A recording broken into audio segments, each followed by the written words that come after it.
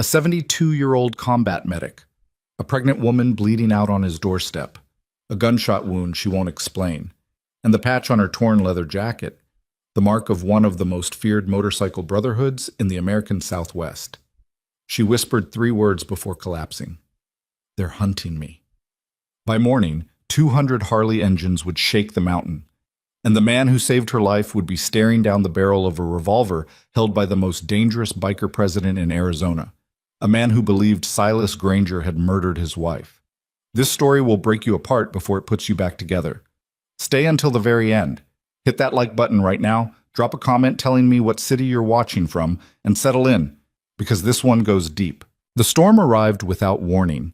It came down from the high peaks of northern Arizona like something ancient and furious, a wall of freezing rain that turned the pine forests black and swallowed the mountain roads beneath rivers of mud. Lightning cracked across the ridgeline every few seconds, turning the sky into a stuttering photograph of violence. The temperature dropped 15 degrees in under an hour. Power lines groaned beneath the weight of ice. Somewhere deep in the forest, a transformer blew, and the darkness became absolute. Silas Granger sat in his cabin and listened to the world try to tear itself apart. He was 72 years old, former combat medic, Vietnam, 1969 to 1971. 2 tours, 3 field hospitals, more bodies than he could count on both hands multiplied by every nightmare he'd had since. After the war, he became a trauma nurse, 31 years at Phoenix General, stitching gunshot wounds, holding shattered bones together, pumping blood into teenagers who came in on stretchers and left in bags. He married a woman named Ruth who understood his silence. They had no children. She never asked why he screamed in his sleep, and he never explained. Ruth died 4 years ago. Pancreatic cancer. 11 weeks from diagnosis to funeral. Silas buried her beneath the pine trees behind the cabin, packed a bag he never unpacked, and stopped answering the phone. His medical license expired. His truck sat rusting in the driveway with flat tires. The only living thing that still needed him was an arthritic golden retriever named Dutch, who slept 16 hours a day and looked at him with eyes that seemed to say, I know you're disappearing." He was disappearing. And some nights, sitting on the porch with a glass of bourbon and the silence pressing against his chest like a stone, he thought maybe that was fine. Maybe the world had taken enough from him. Maybe the kindest thing left was to let the mountains swallow him whole, the way they swallowed the sound of the storm tonight. Dutch lifted his head from the rug. That was the first sign. The dog's ears rotated forward, and a low whine crawled from his throat. Not a bark, not aggression, but something older. Recognition. The way a dog reacts to pain, it can smell through walls. Silas set down his bourbon. Then he heard it. A sound beneath the thunder, irregular, weak, like someone throwing a wet towel against wood. Thud, thud. He reached for the kerosene lantern on the mantel and crossed the cabin in 4 steps, his bare feet cold against the pine floor. His hand found the door handle. He pulled. The wind hit him first, a wall of frozen rain that stung his face and blurred his vision. Then the lightning flashed, and he saw her, a young woman, mid-20s, collapsed across his doorstep with her left hand pressed against her abdomen and her right hand clawing at the doorframe like she was trying to pull herself inside by her fingernails. Her hair was plastered to her skull. Her skin was the color of candle wax. A leather jacket hung torn from her shoulders, the left side shredded open and dark with something that wasn't rainwater. Blood. Silas had spent 40 years of his life watching people bleed. He knew the difference between a wound that could wait and a wound that was counting down. This one was counting. He dropped to his knees beside her. His hands moved before his brain caught up. Muscle memory from 1,000 emergency rooms, 1,000 screaming nights under fluorescent lights. Fingers against her neck. Pulse thready, rapid, too rapid. Her breathing was shallow and wet. And when he pressed gently against her abdomen, he felt it. Pregnant. Late term. Somewhere around 34, maybe 35 weeks. The woman's eyes opened. They were dark, enormous, filled with a terror so raw it hit Silas in the chest like a fist. "They're hunting me," she whispered. Then she passed out. Silas didn't move for 3 seconds. He knelt there in the freezing rain with lightning cracking overhead and the wind tearing through the pines. and he felt something he hadn't felt in 4 years. The weight of another human life pressing down on his hands, demanding that he choose. He chose. He lifted her. She weighed almost nothing, which was wrong for how far along she was.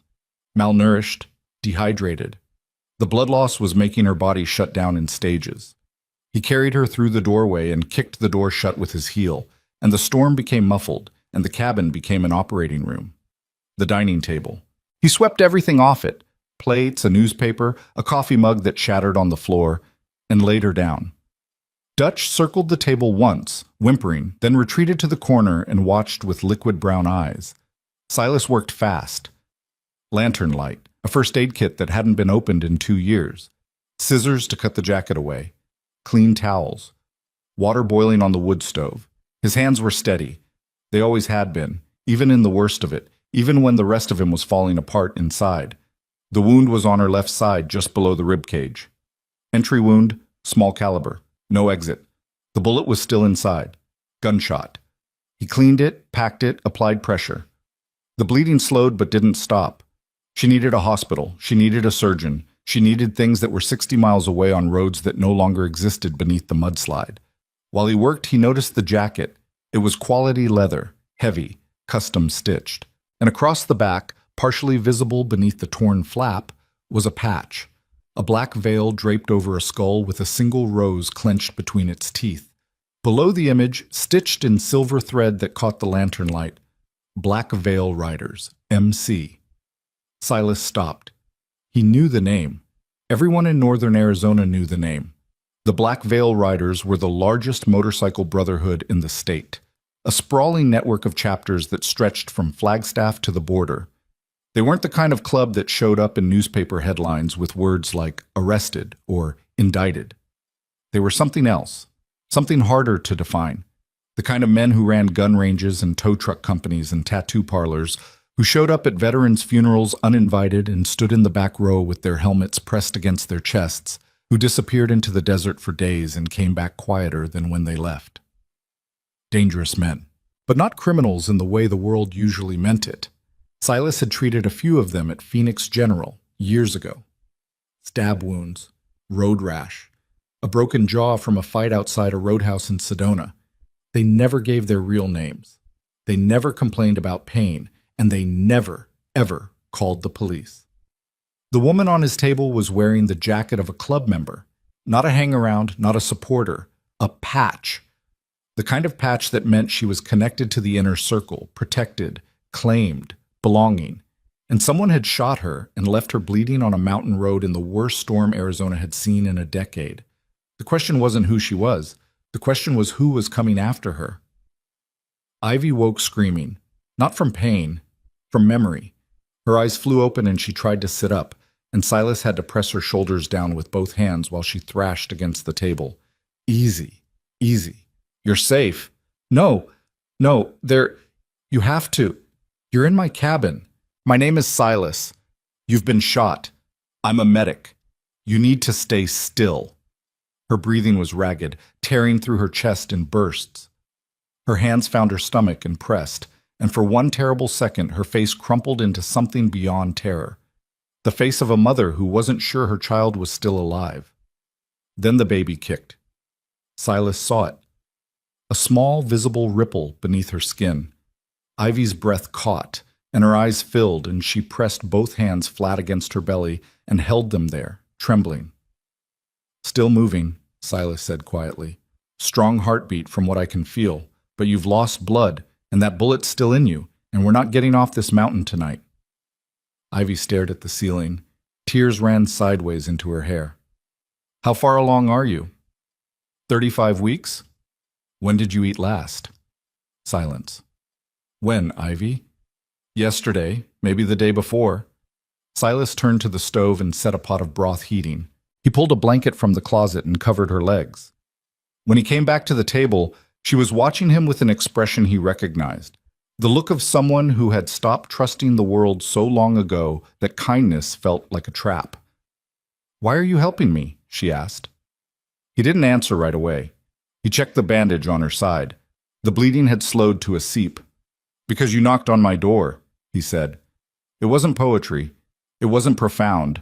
It was the only honest answer he had. Ivy turned her face away. For the next hour, she talked. Not freely. In fragments, like pulling shrapnel from a wound one piece at a time. Her voice was flat, dissociated. The voice of someone recounting events that had happened to a stranger. She was Kane Ryder's wife, president of the Black Veil Riders. They'd been married 2 years. She was carrying his son. The cartel, she never said which one, and Silas didn't ask, had been running a trafficking route through northern Arizona for years. Drugs, people, weapons. The Black Veil Riders had shut it down. Not for moral reasons, not publicly, not with speeches about justice. They simply blocked the roads, burned the shipments, and made it clear that the territory was closed. The cartel's response was surgical. They waited until Ivy was being transported between safe houses. 3 vehicles on a back highway, 2 escort riders, a route that was supposed to be secret. The ambush came from both ends of the road. A truck blocked the front. An SUV blocked the rear. Gunfire lasted less than 40 seconds. Both escort riders were killed. Ivy was pulled from the wreckage of her vehicle by a man who put a gun to her belly and said something in Spanish she didn't understand. But she understood the gesture. She understood the smile. They weren't there to kidnap her. They were there to erase her, to erase the child, to send Kane Ryder a message written in the blood of his unborn son. She fought. That part came out in whispers so quiet Silas had to lean close to hear. She bit the hand that held the gun. She took a bullet in the side and ran. She ran through the rain, through the forest, through the darkness, for what felt like miles, holding her stomach together with one hand and her sanity together with nothing. She didn't know how she found the cabin. She didn't know how she was still alive. Silas listened without interrupting. He'd learned that skill in the war, the ability to hold space for horror without flinching, to let someone empty the darkness out of their chest without trying to fill it with comfort that didn't mean anything. When she finished, the cabin was silent, except for the crack of the fire and the relentless hammer of rain against the roof. "Does Kane know you're alive?" Silas asked. "No." "Does anyone?" "No?" He nodded slowly. His mind was already working, not on the story, not on the implications, but on the immediate, vitals, fluid intake, wound management, fetal positioning. The war had taught him to compartmentalize. Save the life first. Process the horror later. "There's no cell signal up here in the storm," he said. "Landline's been dead since October. Nearest town is Ridgewater, 60 miles south, and the roads are gone." Ivy's face tightened. "They'll come." "The cartel? They don't leave survivors. It's how they operate. They'll track me here. They probably already are." As if the universe were listening, Dutch growled. It was a low, guttural sound, the kind the old dog hadn't made in years. He was facing the front door with his hackles raised, his arthritic legs trembling but planted. Silas crossed to the window and peeled back the curtain. Headlights, moving slowly up the driveway through the rain. A single vehicle. Black SUV. No plates. His body went cold. Not with fear, with focus. A switch that hadn't been flipped in decades suddenly snapped, and the old man standing by the window was gone, replaced by something harder, something forged in the mud and blood of a war that never really ended. He opened the closet beside the front door. Inside, buried beneath winter coats and canvas tarps, was a Colt .45, military issue, 1966. The same pistol he'd carried through 2 tours. He hadn't fired it in 30 years, but he'd cleaned it every month like clockwork, the way you maintain a promise you hope you'll never have to keep. He chambered around. "Stay on the table," he told Ivy. "Don't move. Don't make a sound." "Silas? I said don't move." He stepped onto the porch. The rain was biblical. It came down in sheets so thick the headlights of the SUV were reduced to 2 yellow smears crawling through the darkness. Water poured from the roofline in a solid curtain. The air tasted like pine sap and iron. The SUV stopped 20 feet from the porch steps. 2 men got out.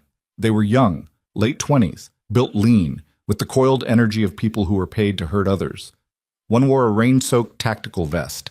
The other had a shotgun slung across his chest with the casual indifference of someone who'd used it before and expected to use it again. They moved through the rain without hurrying, their eyes scanning the cabin, the windows, the tree line.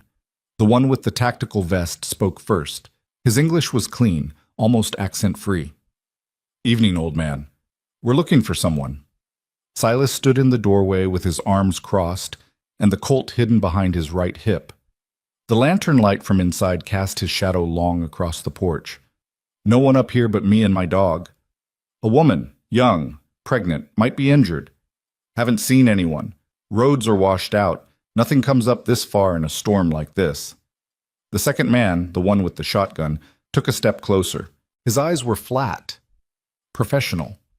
He was scanning Silas the way a predator scans terrain, looking for weakness, for hesitation, for the micro-expressions that betray a lie. "Mind if we take a look inside?" "Yeah," Silas said. "I do mind." A beat of silence. Rain hammered the roof. Thunder rolled in the distance like artillery. The tactical vest tilted his head. "You sure about that?" "Son." Silas's voice dropped to something ancient and terrible. The voice of a man who had watched friends die in the dark and never once looked away. "I've been stitching up bullet wounds since before your mother learned to walk. I know what you are. I know what you do. And I'm telling you right now, there is nothing in that cabin for you. So you can get back in that pretty truck and you can drive back down this mountain and you can tell whoever sent you that you found nothing." His right hand moved slightly behind his hip. "Or you can try the door, and we'll find out if 72-year-old hands still remember how to do the one thing I swore I'd never do again." The moment stretched. It lasted 3 seconds or 3 hours. Silas couldn't tell. The rain roared. His heart hammered against his ribs like a trapped animal. He could feel every year of his age in his knees, in his spine, in the tremor that wanted to start in his fingers but couldn't because the Colt was too familiar, too balanced, too much a part of his hand to allow shaking. The man with the shotgun looked at the man with the tactical vest. Something passed between them. A calculation. A cost-benefit analysis performed at the speed of violence. Then the tactical vest smiled. It was the kind of smile that promised nothing was over. "Have a good night, old man." They got back in the SUV. The engine purred. The headlights swung wide as the vehicle reversed slowly down the driveway and disappeared into the storm. Silas stood on the porch for another full minute, the rain soaking through his flannel shirt, his hand still wrapped around the Colt. He was shaking now. Not his hands, but deep inside, in the place where the war still lived, where the screams of dying boys echoed in corridors that never closed. He went back inside. Ivy was sitting up on the table, white-faced, both arms wrapped around her belly. "They'll come back," she said. "They always come back." "I know." "Silas, you should have let them take me. You don't know what they—" "I know exactly what they do." His voice was quiet. He set the Colt on the kitchen counter and washed his hands in the basin. The water turned pink. He didn't know whose blood it was anymore. Hers, his, the memory of 100 others. "I've been in rooms with men like that my whole life. They don't leave witnesses either way. The second I opened that door and saw you bleeding, my choice was already made." The truth of it settled over the cabin like smoke. Neither of them spoke for a long time. Then Ivy gasped. It started low, a groan that built from somewhere deep in her pelvis, rolling through her body like a wave. Her hands flew to her stomach, her back arched, and the sound that came out of her was primal, animal, the oldest sound in the world. "No," she breathed. "No, no, not yet. It's too early." Silas was beside her in 2 steps. His hands pressed flat against her abdomen, and he felt it, the rhythmic tightening, the downward pressure, the body doing what the body was designed to do regardless of timing, regardless of terror, regardless of everything. Contractions. Real ones. Not Braxton Hicks, not stress response. Active labor. The crash, the blood loss, the adrenaline, it had triggered early delivery. "Listen to me," Silas said, and his voice was the voice he'd used in the field, the voice that cut through panic like a blade through cloth. "Your body's starting labor. The baby's coming whether we want it to or not. We can't stop it, and we don't have time to be afraid." "I can't. Not here. I need a hospital." "There is no hospital. There's me. And I've delivered babies in places a lot worse than this." That was true. He'd delivered 11 babies during his career, and Two of them in the back of ambulances, one in a gas station bathroom, and one in a village outside Da Nang while mortar shells fell 200 meters away. The child survived. The mother survived. He'd carried that memory like a talisman ever since. He gathered everything he could find: clean towels, boiled water, a razor blade sterilized over the stove flame, dental floss for tying the cord, the first aid kit, a bottle of bourbon that would serve as both antiseptic and anesthetic if things went bad. Things went bad. 2 hours in, Ivy's blood pressure dropped. Her face turned gray. The contractions were coming too fast with too little progress, and Silas could feel the baby's position shifting. Not breech, not yet, but wrong. Tilted. Catching on something. He worked by lantern light and instinct, his hands slick with blood, his voice a steady low current of instruction and reassurance, while Ivy screamed and gripped the edges of the table until her knuckles turned white. "Stay with me, Ivy. Breathe. Don't push yet. I know you want to, but not yet." I can't do this. You ran through a forest with a bullet in your side in the middle of a storm. You can do this." Her eyes locked onto his. In that moment, everything else disappeared. The cartel, the storm, the club, the mountain. There was only a terrified young woman and an old man with blood on his hands. And between them, a life that hadn't started yet, but was fighting to arrive. 3 hours in, Silas nearly lost her. Her eyes rolled back. Her pulse vanished for 4 seconds.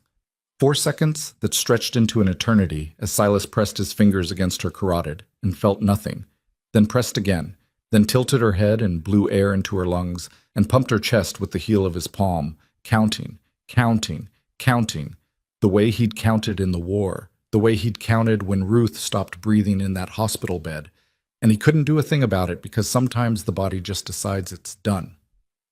But Ivy wasn't done. Her pulse came back. Her eyes opened. She screamed. And Silas said, "Now push." She pushed. The baby came into the world at 4:47 a.m. on a Sunday morning in a cabin with no electricity, no running water, and no road to civilization, delivered by a 72-year-old man who hadn't practiced medicine in 4 years and a golden retriever who sat in the corner watching with ancient, knowing eyes. A boy. Small, pink, furious. The cry was thin at first, a mewling sound like a kitten trapped in a paper bag. Then it opened up into something enormous, something that filled the cabin and pushed against the walls and drowned out the storm entirely. Silas cleaned the child, tied the cord, wrapped him in a towel and then in a wool blanket, and placed him against Ivy's chest. Her arms came around the baby with a fierceness that was almost violent, the grip of a woman who had nearly died and knew it and was holding the proof that she hadn't.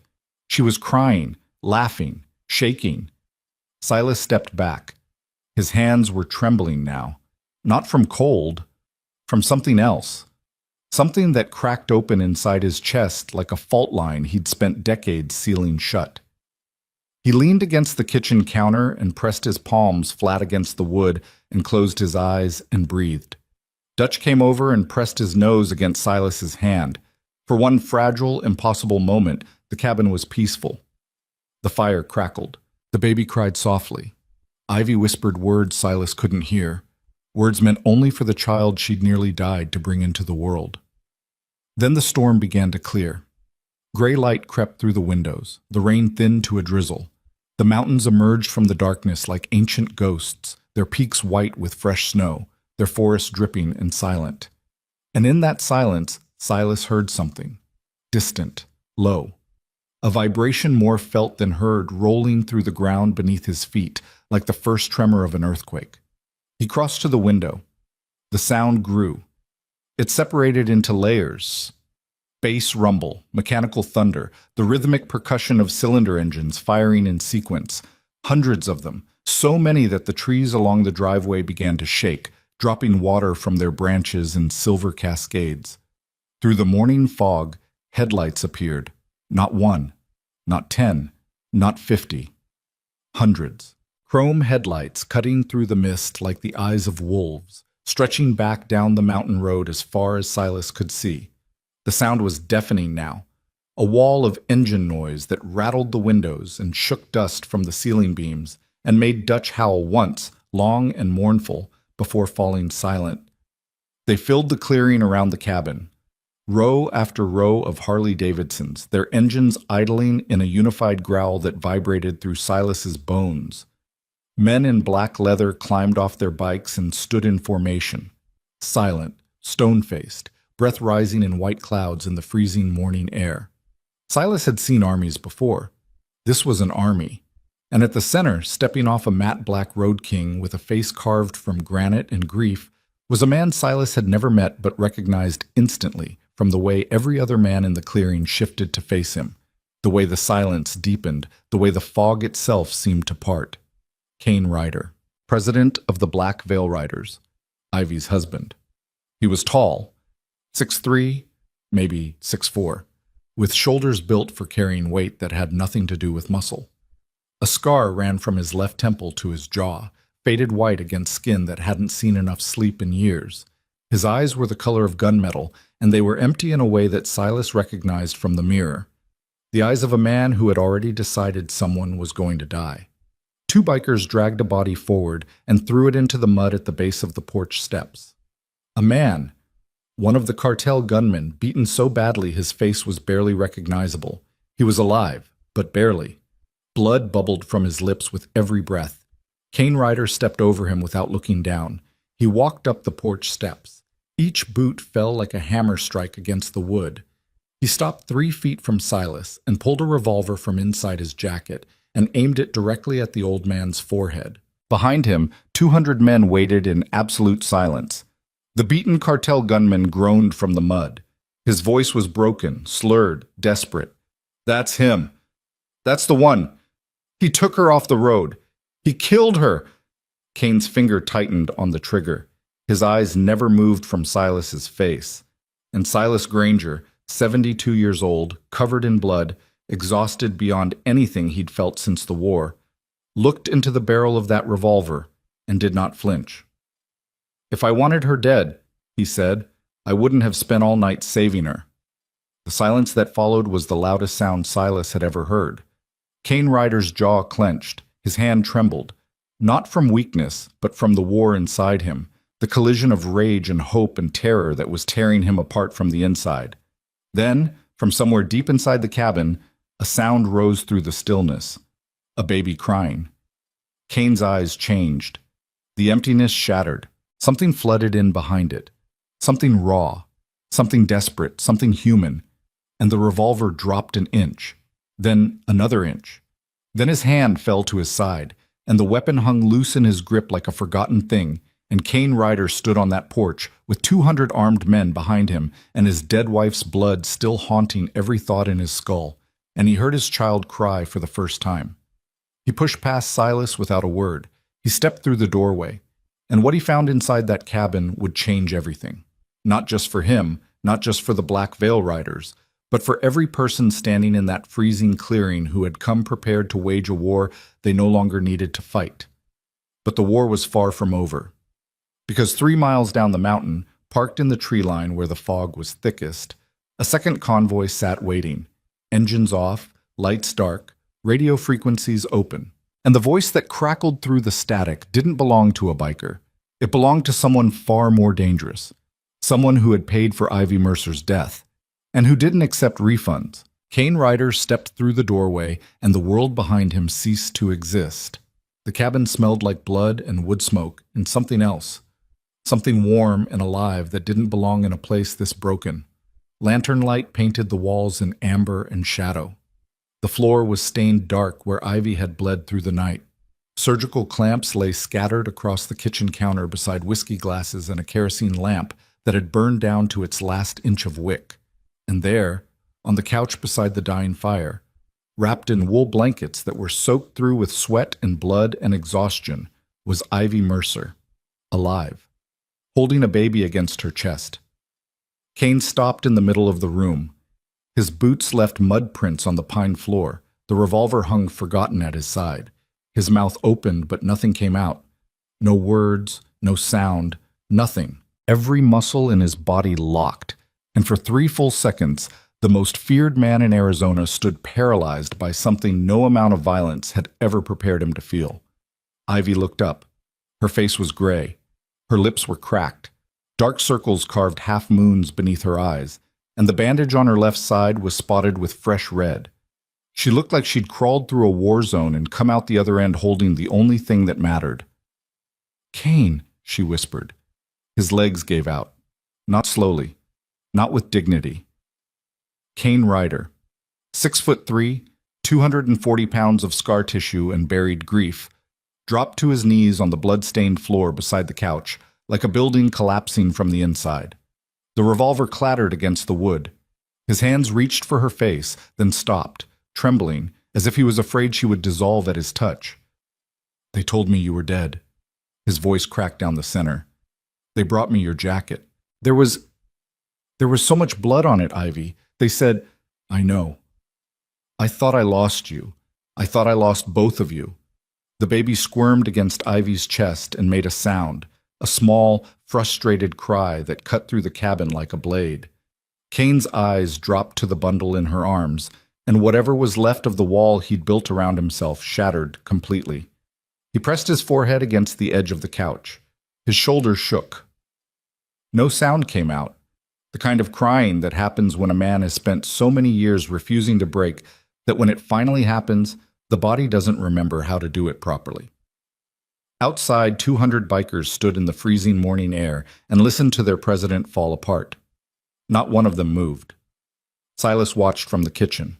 He leaned against the counter with his arms crossed and his blood-caked hands hidden beneath his elbows. And he watched a man he'd never met experience the single most devastating and beautiful moment of his life. Dutch sat at his feet, tail thumping weakly against the floor. It lasted maybe 2 minutes, maybe 10. Time had stopped meaning anything inside that cabin. Then Kane stood. He wiped his face with the back of his hand. He picked up the revolver and holstered it. And when he turned to face Silas, his eyes were different. Still hollow, still carrying damage that would never fully heal, but no longer empty. Something had returned to them. Something sharp and searching. "Who are you?" Kane asked. "Nobody." "Don't give me that." "Who are you?" "My name's Silas Granger. I'm a retired nurse. I live here alone. You pulled a bullet out of my wife and delivered my son in a cabin with no power in the middle of a Category 5 storm." "I didn't pull the bullet. It's still in her. She needs a real surgeon for that." Kane stared at him. The calculation happening behind those gunmetal eyes was almost audible. Threat assessment, debt assessment, trust assessment, all running simultaneously. "The cartel men who came to your door, how many?" "2. "And you turned them away?" "I did." "How?" Silas glanced at the Colt on the counter. "I asked politely." Something flickered across Kane's face. Not a smile. Kane Ryder didn't seem like a man who remembered how to smile, but an acknowledgement. The recognition of one soldier by another. He turned back to Ivy. "Can she be moved?" "Not safely. Not yet. She's lost too much blood, and the wound needs proper cleaning. Moving her on these roads in this condition could kill her." "Then we stay." It wasn't a question. It wasn't a request. Kane Ryder walked to the front door, opened it, and stepped onto the porch. The sound of 200 engines idling filled the cabin like a living thing. "Tombstone," Kane called. A massive biker near the front of the formation stepped forward. He was in his 50s, barrel-chested, with a gray beard that reached his sternum and hands the size of dinner plates. A sergeant-at-arms patch was stitched to the left breast of his jacket. "Perimeter, full spread. Nobody comes within 2 miles of this cabin without me knowing. Send Deacon and the prospects to the South Ridge. That's the only road the cartel can use if they circle back. I want eyes on every trail, every firebreak, every deer path on this mountain." Tombstone nodded once and turned away. Within 60 seconds, the formation dissolved. Bikes peeled off in groups of 4 and 5, engines roaring as they disappeared into the tree line. The fog, the network of logging roads that threaded through the forest. What had been a cluster became a grid. What had been an army became a fortress. Kane came back inside. He pulled a chair to Ivy's side and sat. He took her hand. And he didn't let go. Silas began cleaning up. It was the only thing he knew how to do, the only response he'd ever had to chaos. He gathered the bloody towels. He He scrubbed the table. He set water boiling for broth and found the last clean blankets in the closet. His body moved on autopilot while his mind processed what was happening around him, the way a machine processes input, without opinion, without emotion, one data point at a time. 200 armed men had just turned his cabin into a military installation. A cartel was hunting a woman and child under his roof. And the most dangerous biker in Arizona was sitting 6 feet away, holding his wife's hand with a gentleness that contradicted everything his scarred face advertised. Silas had survived Vietnam by understanding one truth. You don't choose the war chooses you. And once it does, the only question that matters is what you're willing to do to survive it. He poured 2 cups of black coffee and set one on the table beside Kane. Kane looked at it, then at Silas. I don't trust you, Kane said. I know. You understand what I mean by that. You mean you're grateful I saved your wife and son, but you don't know why I did it, and in your world, people who do things without a reason are more dangerous than people who do things for money. Kane's jaw tightened. Something like that. I'm a 72-year-old man with a bad knee, a dead wife, and a dog that can barely walk. I'm not a threat to you, Kane. I'm not a threat to anyone. I did what I did because she knocked on my door and she was bleeding, and that's enough reason for someone who spent 40 years in emergency rooms. Kane studied him for a long time. The fire cracked. Outside, distant engines growled through the forest. The cartel gunman out front, Kane said. The one my men brought in. He says different. Silas's hand stopped moving. What does he say? He says you were waiting for her. He says you pulled her off the road and brought her here. He says you're working with someone. He's a cartel hitman who got caught by an outlaw biker army. He'd say the sky was green if he thought it would keep him alive another 5 minutes. Probably. But my VP thinks we should tear this cabin apart anyway, just to be sure. The threat was casual, almost conversational, the way a man mentions the weather before mentioning the gun in his waistband. Silas set down the towel he'd been holding. You can search the cabin. You can search the truck. You can dig up the yard if you want. You won't find anything because there's nothing to find. But if your people start tearing apart the only shelter your wife and newborn son have right now, in 30-degree weather, with a bullet still in her body, then we're going to have a different kind of conversation. The air in the room compressed. Kane's eyes narrowed. Not with anger, with something closer to surprise. People didn't talk to him like that. People hadn't talked to him like that in years, maybe decades. The president of the Black Veil Riders existed in a world where his word was law and his silence was a verdict, and here was a 72-year-old man in a blood-stained flannel shirt telling him where the line was. A sound from the couch broke the standoff. Ivy shifted, wincing, and the baby fussed. He saved us, Kane. Her voice was thin but certain. Both of us. Whatever that man out there is telling you, Silas kept me alive when I should have died. Twice. Kane turned to her. Something in his expression softened. A crack in the armor, barely visible, there and gone in a second. Rest, he said. We'll talk later. He stood and walked outside without looking at Silas again. The morning crawled. Bikers came and went through the cabin in rotations. Men with scarred hands and quiet voices who carried supply packs, first aid kits, satellite phones that had been sourced from someone who knew someone. A medic from the Flagstaff chapter, a former Army corpsman named Wheeler who still had the flat, watchful eyes of a man who'd spent time in Fallujah, examined Ivy and confirmed what Silas already knew. Bullets lodged against the 9th rib. Didn't fragment, didn't migrate. She's stable, but she needs a surgeon within 48 hours or we're looking at sepsis. Roads? Silas asked.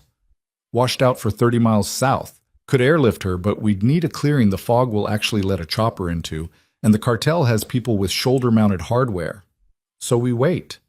We wait. Wheeler was efficient, respectful, and entirely unsentimental. He changed Ivy's dressing, started an IV line from a field kit, checked the baby's reflexes and temperature, and left without small talk. At the doorway, he paused.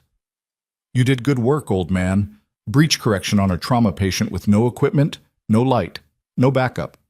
He shook his head. Half the surgeons I worked with in the military couldn't have pulled that off. Then he was gone. and Silas was alone again in a cabin that no longer felt like his. By noon, the fog began to thin, and the perimeter reports started coming in. Silas heard them in fragments. Low conversations on the porch, radio static, the clipped language of men who communicated in coordinates and threat levels. The cartel convoy had been spotted 3 miles south, parked in a fire break near the old logging camp. 12 vehicles, estimated 30 to 40 men, armed, waiting. They weren't retreating. They were staging. Kane held a war council on the porch with his officers while Silas sat inside and pretended not to listen. But the cabin walls were thin and the voices carried. 40 men is light for what they're trying to do. That was Tombstone, his bass voice like gravel dragged over concrete. They're either stupid or they've got reinforcements coming. They're not stupid. A new voice, younger, sharper, with an edge of controlled fury. These are the Vega cartel's people. They don't move without a plan, and they don't send 40 men to do a job if 40 isn't enough. So what's the play? We go down the mountain, hit them before they hit us. 40 against 200 isn't a fight, it's a message. And if they've got shooters in the tree line waiting for exactly that, if they're trying to draw us off the cabin so a second team comes through the North Ridge? Silence. The kind that meant someone had said the thing everyone was thinking. Kane spoke. His voice was flat, controlled, the voice of a man who made decisions that cost lives and had stopped flinching at the weight of it. We don't move. Not yet. Ivy can't be transported, and I'm not leaving this cabin undefended. Double the perimeter, pull the prospect teams back to close range, and someone get me a line to Coyote. Coyote's in Tucson. Then get him on in Tucson. I want him here by nightfall. The porch cleared. Engines fired. The mountain shook again with the sound of Harleys redistributing through the forest. Silas poured another cup of coffee. His hands were steady, but something had shifted in his chest. A pressure, a tightness, the feeling of walls closing in. He'd lived alone on this mountain for 4 years. He'd chosen isolation the way some men choose a monastery, as a withdrawal from a world that had taken too much. And now that world had found him, kicked down his door, and set up camp in his front yard. He couldn't save Ruth. He couldn't save the boys in Vietnam whose faces he still saw every night. He couldn't save the hundreds of patients who died on his watch, over 31 years of hospital corridors that smelled like bleach and failure. But he had saved Ivy. He had saved the baby. And now, somehow, those 2 lives had chained him to a war he wanted no part of. The afternoon brought complications. Ivy's temperature spiked to 102. Wheeler came back, examined the wound, and said the word Silas had been dreading since he first packed the gunshot. Infection. The tissue around the bullet was inflaming. Without surgical intervention, the infection would spread to the bloodstream within a day, maybe 2. We need to move her, Wheeler said. The roads. I know the roads, but there's a clinic in Pine Ridge, 40 miles east. Small, private, run by a retired surgeon who does off-grid work for people who can't go to hospitals. He's done work for the club before. Can she survive 40 miles on a back road? Wheeler hesitated. The hesitation said everything. She can't survive staying here, he said finally. That's the math. Kane received the news standing on the porch. He didn't react, not outwardly. But Silas saw the muscles in his jaw flex, saw his hands close into fists at his sides, saw the almost imperceptible tremor in his breathing that meant the man behind the armor was screaming. How long does she have? Kane asked. 24 hours? Maybe 36. After that, sepsis. And sepsis in a postpartum woman with a retained foreign body and no access to antibiotics is, I know what it is. More silence, the kind that fills the space between impossible choices. The East Road is the only route the cartel won't be covering, Tombstone said, but it's 40 miles of switchbacks through the mountains, unpaved, mudslide territory. If we take a convoy, they'll hear us from 5 miles out. Then we don't take a convoy. Kane turned to Silas. His eyes were different now. Not hostile, not grateful, but desperate. The desperation of a man who had run out of options and was looking at the only person in the room who didn't owe him loyalty. Your truck, the one rusting in the driveway, does it run? Haven't started it in 3 years. Can you make it run? Silas looked at him. Then at the cabin, where Ivy's breathing was becoming audible through the open window. Shallow, labored, too fast. Maybe. That's not good enough. Then yes. Kane nodded once. The decision was made in the space between those two words. The plan was brutal in its simplicity. A small team, 3 riders, the truck, and 1 medical escort, would take Ivy and the baby east through the mountain back roads, while the main force held the perimeter and drew the cartel's attention south. No radios once they left the mountain, no stopping. 40 miles in the dark, through terrain that would shatter an axle if the driver missed a single curve. And Kane wanted Silas to drive. "You know these mountains," Kane said. "Every road, every trail, every washout. You've lived up here for 4 years. My men can ride, but they can't navigate logging roads in a truck in the dark. You can. I'm not one of your men." "No, you're not. That's why I'm asking." It was the closest thing to vulnerability Silas had heard from him. Asking, not ordering, not demanding, asking. The way a man asks when the thing he needs most is the thing he has no right to request.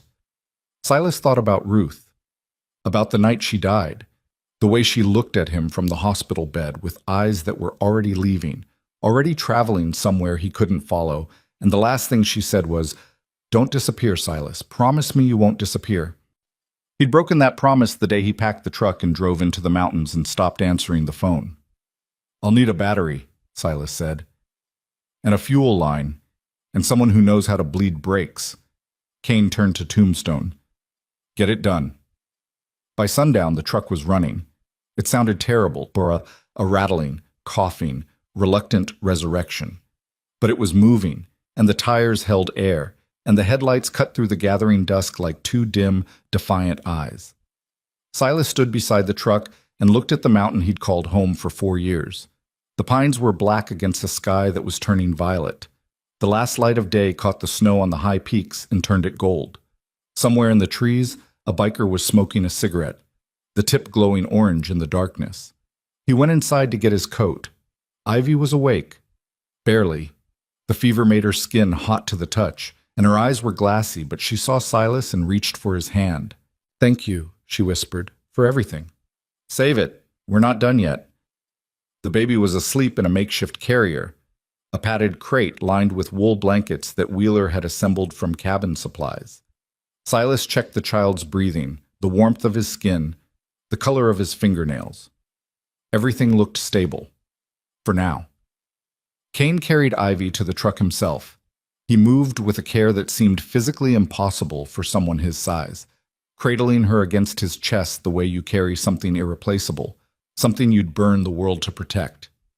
He laid her across the back seat and adjusted blankets around her body and the baby's carrier, and then he stood beside the open door for a long moment, his hand resting on the frame, his forehead pressed against the cold metal. He didn't say goodbye. He didn't say be careful. He didn't say I love you. He said, bring them back. 2 words. But the weight behind them was enough to crush a man. Silas got behind the wheel. Wheeler climbed into the passenger seat with a field kit on his lap and a pistol on the dashboard. 2 riders, young, silent, hard-faced men whose names Silas didn't know, mounted their bikes on either side of the truck.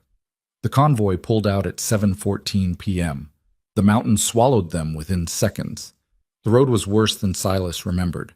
Ruts deep enough to swallow a tire, mud that grabbed the undercarriage and held, switchbacks so tight the truck scraped against rock walls on both sides. No guardrails. No lights. Nothing but the headlights cutting a narrow tunnel through the darkness and the trees closing in from every direction. Wheeler monitored Ivy from the passenger seat, turning every few minutes to check her pulse, her breathing, the IV line that swung from a hook he'd rigged to the cab ceiling. How's she doing? Stable. Fever's holding at 100 to 2.4. Not getting worse, but not getting better. And the baby? Sleeping.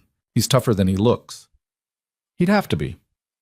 They drove in silence for 20 minutes. The escort riders flanked the truck, their engines muffled by the terrain, their headlights sweeping the tree line in methodical arcs. The forest was dense and dark and silent in the way that only high mountain wilderness can be. A silence that felt occupied, as if the trees themselves were watching. Then Wheeler spoke again, quieter now. You know Kane's gonna burn that cartel down. I know. Not just the men on the mountain, the whole operation. Every safe house, every route, every name connected to what happened to Ivy. He'll spend years if he has to. Silas kept his eyes on the road. That's his choice. It's not about choice. It's about what happens to a man when someone tries to murder his wife and unborn child. You don't come back from that. Not all the way. Something breaks, and it doesn't unbreak. It just becomes the thing you carry. Silas said nothing. He knew exactly what Wheeler was talking about. He'd carried his own version of it for 50 years. The road curved sharply to the left, and Silas downshifted. The truck groaned, mud sprayed from the rear tires. You ever kill anyone? Wheeler asked. Not casually, carefully, the way a medic asks about symptoms. In the war? After? No. But you would have, tonight, if those cartel men had come through the door. It wasn't a question. Silas gripped the steering wheel tighter. I would have? That's what I thought. Wheeler paused. Kane sees it in you. That's why he trusts you. Not because of what you did for Ivy, because of what you were willing to do. The truck hit a pothole that nearly sent the IV stand through the ceiling. Ivy moaned from the back seat. Wheeler turned immediately, adjusting the line, checking the bandage. Still holding, he muttered, but we need to pick up the pace. Silas pressed the accelerator. The engine whined. The road ahead curved and climbed and disappeared into darkness that seemed to have weight, seemed to push back against the headlights. 23 miles to Pine Ridge. They had covered 17 when the lead escort rider's headlight flashed 3 times. Emergency signal. Silas hit the brakes. The truck slid, caught, stopped. Mud hissed beneath the tires. The escort rider had pulled to the side of the road and was pointing into the trees to the south. Through the forest, barely visible in the darkness, a series of lights flickered. Not headlights. Smaller, tighter beams. Flashlights. Moving in formation through the woods, parallel to the road, roughly 200 meters out. Wheeler picked up the pistol from the dashboard. His face was calm. Too calm. The face of a man who had been in ambushes before and knew exactly what the moments before contact felt like. How many? Silas whispered. Can't tell. 8, maybe 12. They're moving to cut us off. Silas looked at the road ahead. The next mile was a narrow corridor between 2 granite ridges. No shoulder, no turnoff, no escape. If the cartel reached the road before the truck did, they'd be boxed in. He looked in the rearview mirror. Ivy was unconscious. The baby was silent. The IV bag swayed gently from the hook. 17 miles behind them, a mountain full of bikers held a perimeter around an empty cabin. 23 miles ahead, a surgeon in a private clinic waited for a patient he didn't know was coming. And in the darkness between, flashlight beams crept closer through the pines like the eyes of something hunting. Wheeler chambered around. Drive, he said. Silas put the truck in gear. The headlights carved into the darkness. And from the back seat, so quiet it was almost inaudible beneath the rattle of the engine, the baby began to cry. Silas floored it. The truck lurched forward with a sound like an animal in pain. The engine screaming, the transmission grinding, mud spraying in twin arcs from the rear tires as the vehicle clawed its way up the narrow road. The headlights bounced wildly off granite walls and wet pine trunks, turning the forest into a strobe-lit nightmare of shadows and stone. Behind him, the 2 escort riders dropped back, positioning themselves between the truck and the flashlight beams moving through the trees. Their engines roared in the darkness. Not the deep, rumbling idle of a highway cruise, but the sharp, snarling pitch of machines being pushed to their mechanical limits on terrain they were never designed for. Wheeler braced one hand against the dashboard and kept the pistol in the other. His eyes were locked on the side mirror, tracking the lights in the forest. They're closing 200 meters, maybe less. I see them. The Narrows are half a mile ahead. If they reach the road before we clear the corridor, I know. Silas didn't need Wheeler to finish that sentence. He'd driven these roads for 4 years. He knew every curve, every washout, every place where the mountain closed in tight enough to scrape paint off both sides of a vehicle. The Narrows were a quarter-mile stretch where the road squeezed between 2 granite ridges with no shoulder, no turnoff, and no room to maneuver. A single vehicle parked sideways across that stretch would stop anything behind it dead. The truck hit a rut and launched sideways. Ivy cried out from the back seat, a sharp, involuntary sound that cut through the engine noise. The baby wailed. Wheeler turned immediately, checking the IV line, which had swung wide and nearly torn free. "She's bleeding through the dressing," Wheeler said. His voice was still calm, but there was a new edge to it, the edge of a man running calculations he didn't like. "The road's opening her up, every bump, every jolt. If this keeps up for another 20 miles, then I'll drive smoother." "You can't drive smoother on this road." "Then she'll have to hold." The Narrows appeared in the headlights, a sudden compression of the world into a corridor barely wider than the truck itself. Rock walls rose on both sides, slick with rain and streaked with mineral deposits that glittered in the light. Silas downshifted and threaded the truck through at 40 miles an hour, close enough to the left wall that sparks flew from the side mirror. The escort riders fell into single file behind him, their headlights illuminating the truck's undercarriage in sharp white flashes. They cleared the Narrows in 30 seconds. Silas checked the rear view. The flashlight beams in the forest had stopped. They'd reached the road too late. The Narrows formed a natural barrier, and by the time the cartel fighters worked their way through on foot, the truck would be miles ahead. Wheeler exhaled slowly. "That bought us time." "How much?" "Depends on whether they have vehicles on the other side of that ridge." The answer came 4 minutes later. A pair of headlights appeared on the road behind them, distant, maybe half a mile back, but gaining. Then a second pair. Then a third. Silas watched them in the mirror. 3 vehicles. Moving fast. Faster than the truck could manage on this terrain. "Wheeler." "I see them." The escort riders saw them too. Without communication, without signal, the 2 bikers split, one accelerating ahead to scout the road, the other dropping back toward the pursuing vehicles. Silas watched the rear rider's taillight shrink in the mirror until it was a red pinpoint swallowed by darkness. Then he heard gunfire. 3 shots. Sharp, flat cracks that echoed off the mountains like dry branches snapping. Then 2 more. Then silence. The rear rider's taillight reappeared, weaving, accelerating. He pulled alongside the truck and shouted something Silas couldn't hear over the engine. Wheeler rolled down the window. "2 trucks and an SUV, the rider yelled. "Armed. They're not slowing down." "Can you block them?" The rider looked at Wheeler with eyes that said everything about what that question really meant. Then he looked at the road ahead and at the road behind, and at the truck carrying a woman and a baby and an old man who had no business being in the middle of a war. "Get to the clinic," the rider said. He dropped back into the darkness. Silas didn't watch him go. He couldn't. He gripped the wheel and drove, and behind him the sound of gunfire resumed. Sporadic at first, then sustained, then punctuated by a sound that was either a tire blowing or something worse. Wheeler's hand tightened on the pistol. 12 miles. 12 miles. 12 miles of mountain road in a truck that was 30 years old, with a dying woman in the back seat and a newborn who weighed less than a bag of flour and a medic with a single pistol and 12 rounds. Silas drove. The road began to descend. The switchbacks loosened. The terrain shifted from granite and pine to dry scrubland and juniper, and the air coming through the cracked window was warmer. Not warm, but less savage, less like the mountain was trying to kill them personally. Behind them, the gunfire stopped. Neither Silas nor Wheeler acknowledged what that might mean.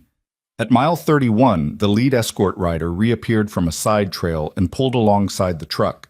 He pointed left toward a dirt road that branched off the main track and disappeared into a grove of cottonwood trees. Silas followed. The road narrowed to a single lane, then to little more than a path. Branches scraped the roof. The headlights caught the reflective eyes of an animal, a deer or a coyote, frozen at the roadside before vanishing into the brush. Then a building appeared, low, cinder block. A single floodlight above a metal door that had been painted white sometime in the previous decade. No sign, no markings. The kind of structure that existed specifically to not be noticed. A rusted pickup truck sat beside the entrance, and beside that, a generator humming steadily in the darkness. The Pine Ridge Clinic. Silas stopped the truck. Wheeler was out before the engine died, opening the rear door, checking Ivy. The lead escort rider killed his engine and stood watch at the mouth of the dirt road, a silhouette against the darkness. The metal door opened. A man stepped out.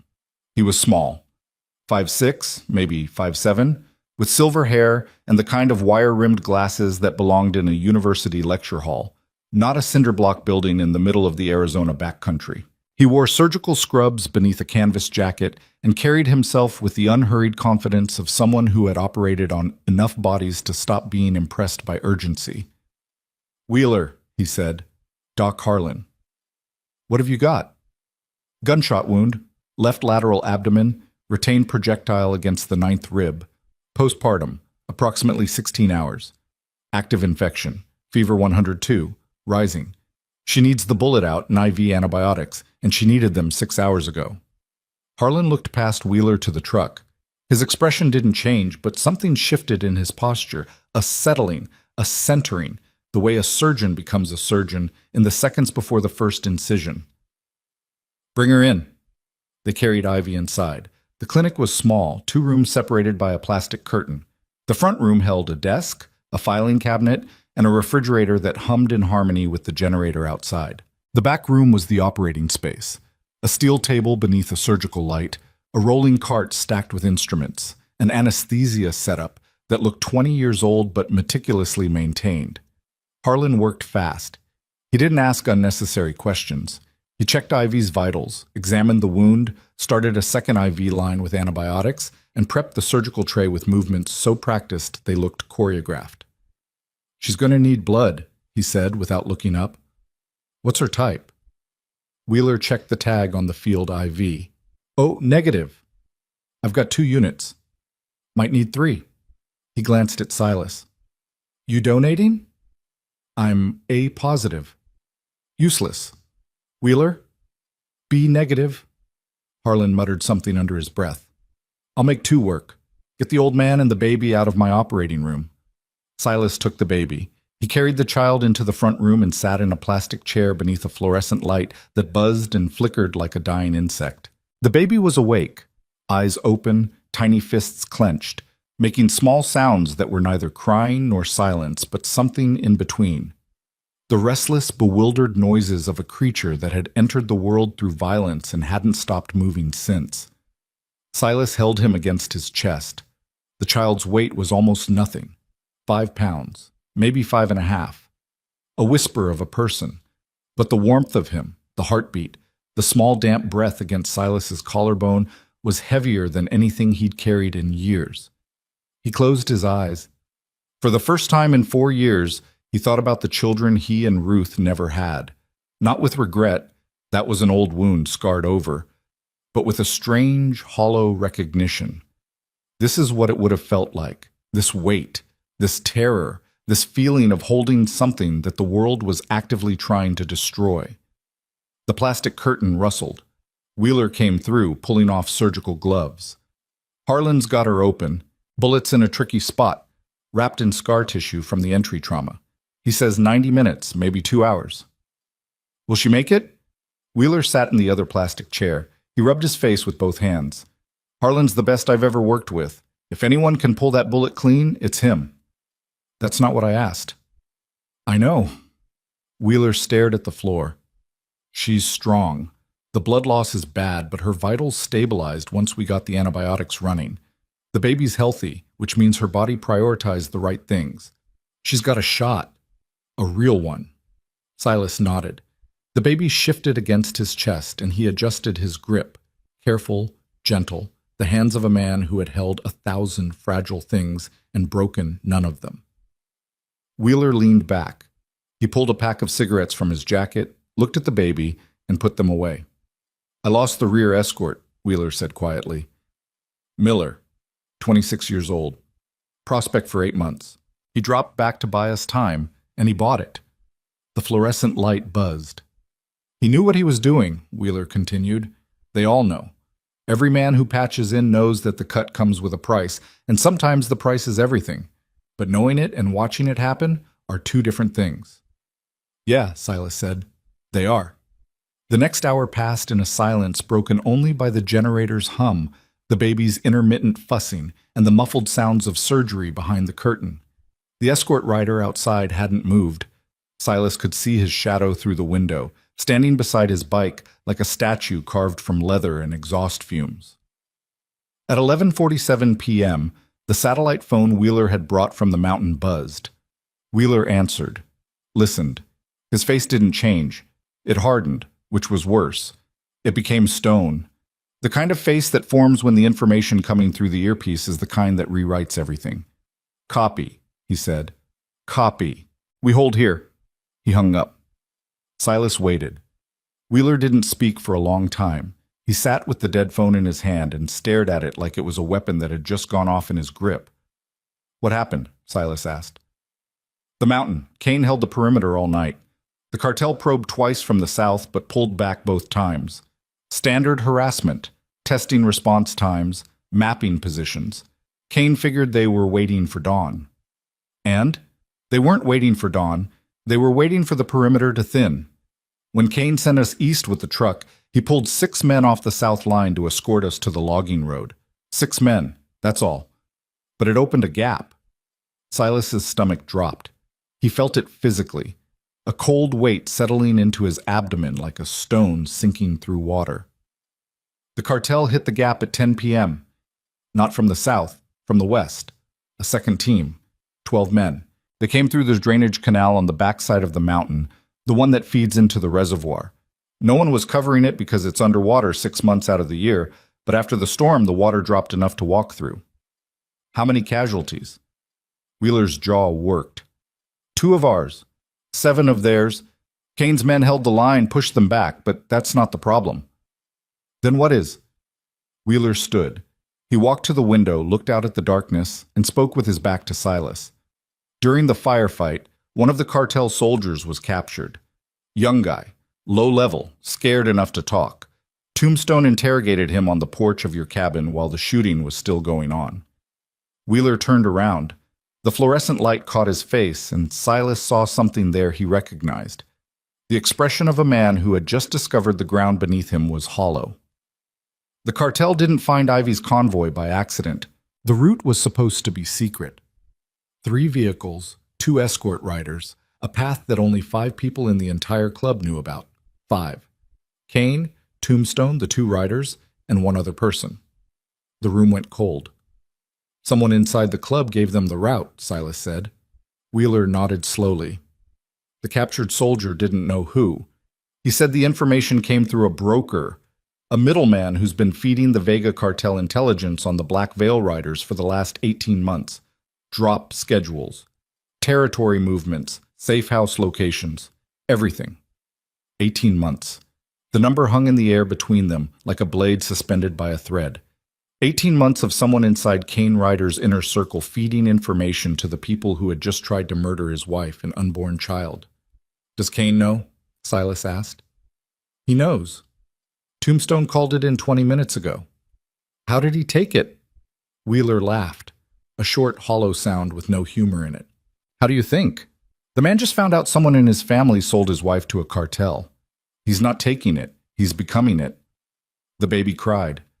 A sharp, sudden wail that filled the small room and echoed off the cinder block walls. Silas adjusted the child, rocking gently, and the crying softened to a whimper. Who are the 5? Silas asked.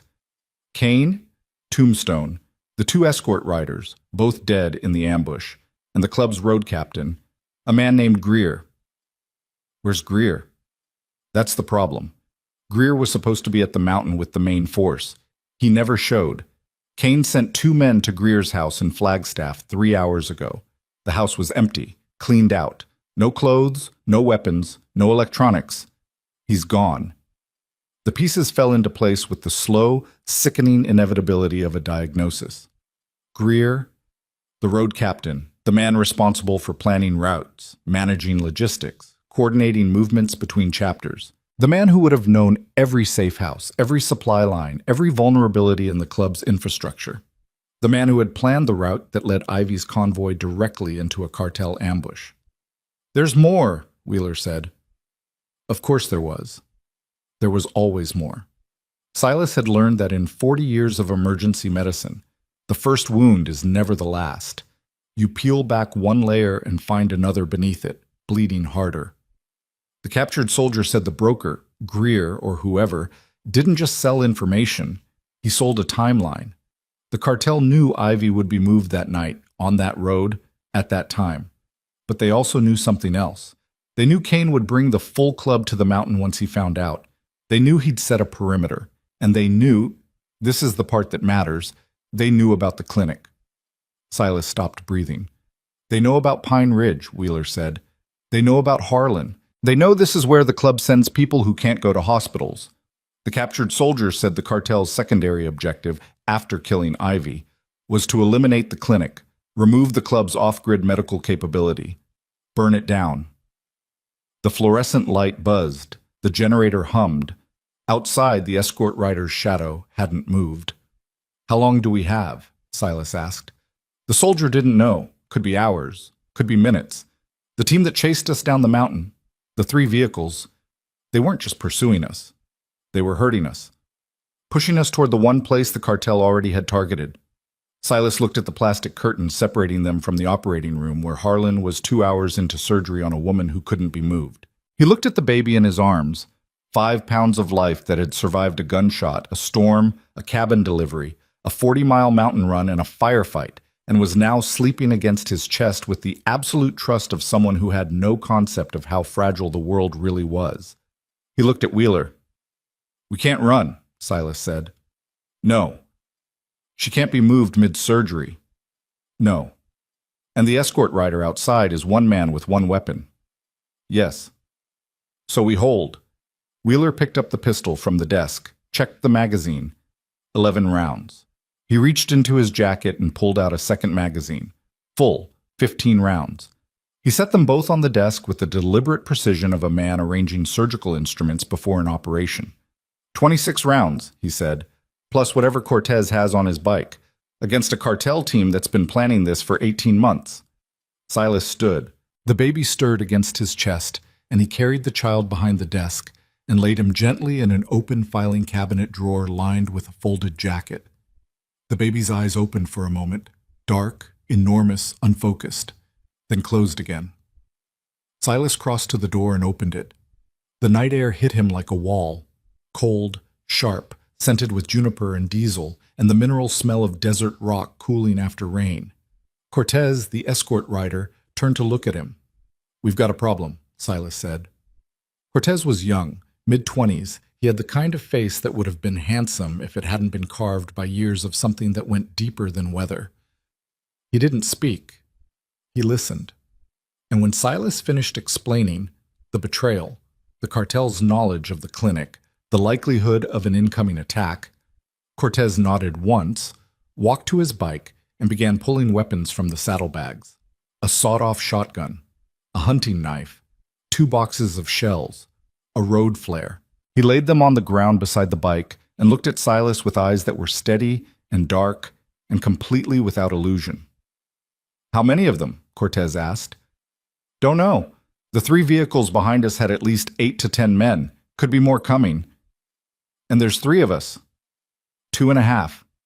I haven't fired a weapon at a person since 1971. Cortez almost smiled. Almost. "You any good in 71? I kept people alive. That was my job. Same job tonight. Keep the woman alive. Keep the baby alive. Wheeler and I handle the rest." There was no bravado in it, no swagger. Cortez spoke the way a carpenter talks about building a wall. "This is the task. These are the tools. Here's where we start." The quiet pragmatism of a man who understood that courage wasn't the absence of fear, but the decision that something else mattered more. They moved fast. Cortez positioned his bike sideways across the dirt road, a crude barricade that would slow incoming vehicles by maybe 10 seconds. Wheeler killed the clinic's floodlight, plunging the exterior into darkness. Silas dragged a steel examination table in front of the operating room curtain. Not a barricade, but a shield. Something to put between the baby and whatever came through the door. Inside the operating room, Harlan worked without acknowledging any of it. His hands were inside Ivy's abdomen, his headlamp casting a cone of white light on the surgical field, his focus so complete that the world outside the incision might as well not exist. The anesthesia machine beeped steadily. The IV dripped. "Harlan," Silas said through the curtain, We may have incoming. I heard. The surgeon's voice was flat, undisturbed. I need 45 more minutes. The bullet's wrapped in adhesion tissue. I rush this, I nick the hepatic artery, and she bleeds out in 90 seconds. You'll have your 45 minutes. I know I will. That's why I'm not stopping. Silas went back to the front room. He picked up the Colt from where he'd set it beside the filing cabinet. The weight of it was familiar. Too familiar, like a handshake from someone you hoped you'd never see again. He checked the chamber. 6 rounds. He had no spare ammunition. 6 rounds in a weapon that was older than most of the men trying to kill them. The 3 of them took positions. Cortez outside, behind the barricade of his bike, shotgun resting across the seat. Wheeler inside the front door, pistol drawn, back pressed against the cinder block wall. Silas beside the filing cabinet drawer where the baby slept, the Colt in his right hand and his left hand resting on the edge of the drawer like a man guarding a cradle. They waited. The desert was silent. No wind, no insects. The generator hummed. The anesthesia machine beeped. Somewhere in the distance, a coyote howled. A single rising note that climbed into the darkness and hung there, lonely and ancient. Then headlights appeared on the main road, not moving fast, moving deliberately, the way predators move when they know the prey has nowhere left to run. 1 vehicle, then 2, then 3, the same 3 that had chased them down the mountain. They turned onto the dirt road and stopped 100 yards from the clinic, engines idling, headlights cutting through the darkness like surgical lights aimed at a wound. Doors opened. Figures emerged. Silas counted from the window. 8, 9, 10, 11. Dark clothing, tactical gear, the glint of metal in their hands. 11 men against 3. Wheeler's breathing was slow and measured beside the door. He'd been here before. Silas could tell from the way he held the pistol. Not tight, not loose, but settled. The grip of a man who understood that the next few minutes would be determined not by marksmanship, but by willingness. The willingness to stand in a doorway and trade bullets with men who had every advantage except one. They had no one behind them worth dying for. Silas looked at the filing cabinet drawer. The baby slept. 5 pounds. A heartbeat no bigger than a sparrow's. Fingernails the size of rice grains. He looked at the plastic curtain behind which a surgeon was saving the life of a woman who had run through a forest with a bullet in her body to protect this child. He looked at the Colt in his hand. 72 years old, bad knees, hands that trembled in the morning. A man who had spent 4 years disappearing into the mountains because he was tired of losing people, tired of holding lives that slipped through his fingers no matter how hard he squeezed. Ruth's voice, distant and clear. Don't disappear, Silas. Outside, boots crunched on gravel. The 11 figures spread into a line, moving toward the clinic in a formation that was precise and practiced and utterly without hesitation. Cortez racked the shotgun. The sound was sharp and final, the sound of a door closing. Wheeler adjusted his grip on the pistol. Silas raised the Colt, and the man who had sworn never to take another life felt something shift inside his chest. Not anger, not courage, not even fear, but something older and more fundamental. The same thing that had kept him on his feet in the mud of Vietnam. The same thing that made him open his cabin door in the middle of a storm. The same thing that made him hold a newborn against his chest in a cinder block building at the edge of the world while the darkness closed in from every direction. The knowledge that some things are worth the cost of protecting them, even if the cost is everything you swore you'd never become again. The first figure reached the barricade. Cortez fired, and the night exploded. The shotgun blast tore through the darkness like a crack in the world. Cortez's first shot caught the lead figure center mass at 12 feet, close enough to see the man's expression change from confidence to confusion to nothing in the space between one heartbeat and the absence of another. The body folded backward into the dirt, and before it hit the ground, Cortez had racked the second shell and swung the barrel left. The second shot went wide. The cartel fighters scattered, fast, practiced, dropping to the ground and rolling behind the vehicles they'd arrived in. Muzzle flashes erupted from 3 positions simultaneously, and the air around Cortez's barricade became a storm of noise and fragmented metal. Bullets punched through the motorcycle's saddlebags, shattered the headlight, ricocheted off the engine block with sounds like hammers striking anvils. Cortez dropped behind the bike. Glass rained onto his back. He fired again, blind this time, pumping the shotgun and sending a spray of buckshot toward the nearest muzzle flash. A scream answered, short, cut off. Inside the clinic, Wheeler fired 3 rounds through the front window. The glass exploded outward, and the muzzle flash lit the room in rapid-fire snapshots. Wheeler's face, the desk, the filing cabinet, the baby in the drawer who had begun to wail, a thin, terrified sound that was swallowed immediately by the roar of gunfire. Silas crouched beside the drawer with the Colt pressed against his thigh and his body between the baby and the window. Every instinct in him was screaming, the old instincts, the war instincts, the ones that lived in a part of his brain that never slept no matter how many years of silence he buried them under. He could feel the geometry of the firefight without seeing it. 3 shooters behind the vehicles, 2 moving right, flanking toward the clinic's east wall. 1 down outside. 1 possibly down from Cortez's blind shot.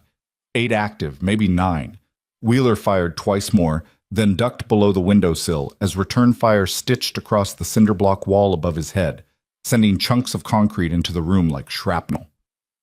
"They're flanking east," Silas said. Wheeler looked at him. In the half-second of silence between gunshots, something passed between them. Not words, but understanding.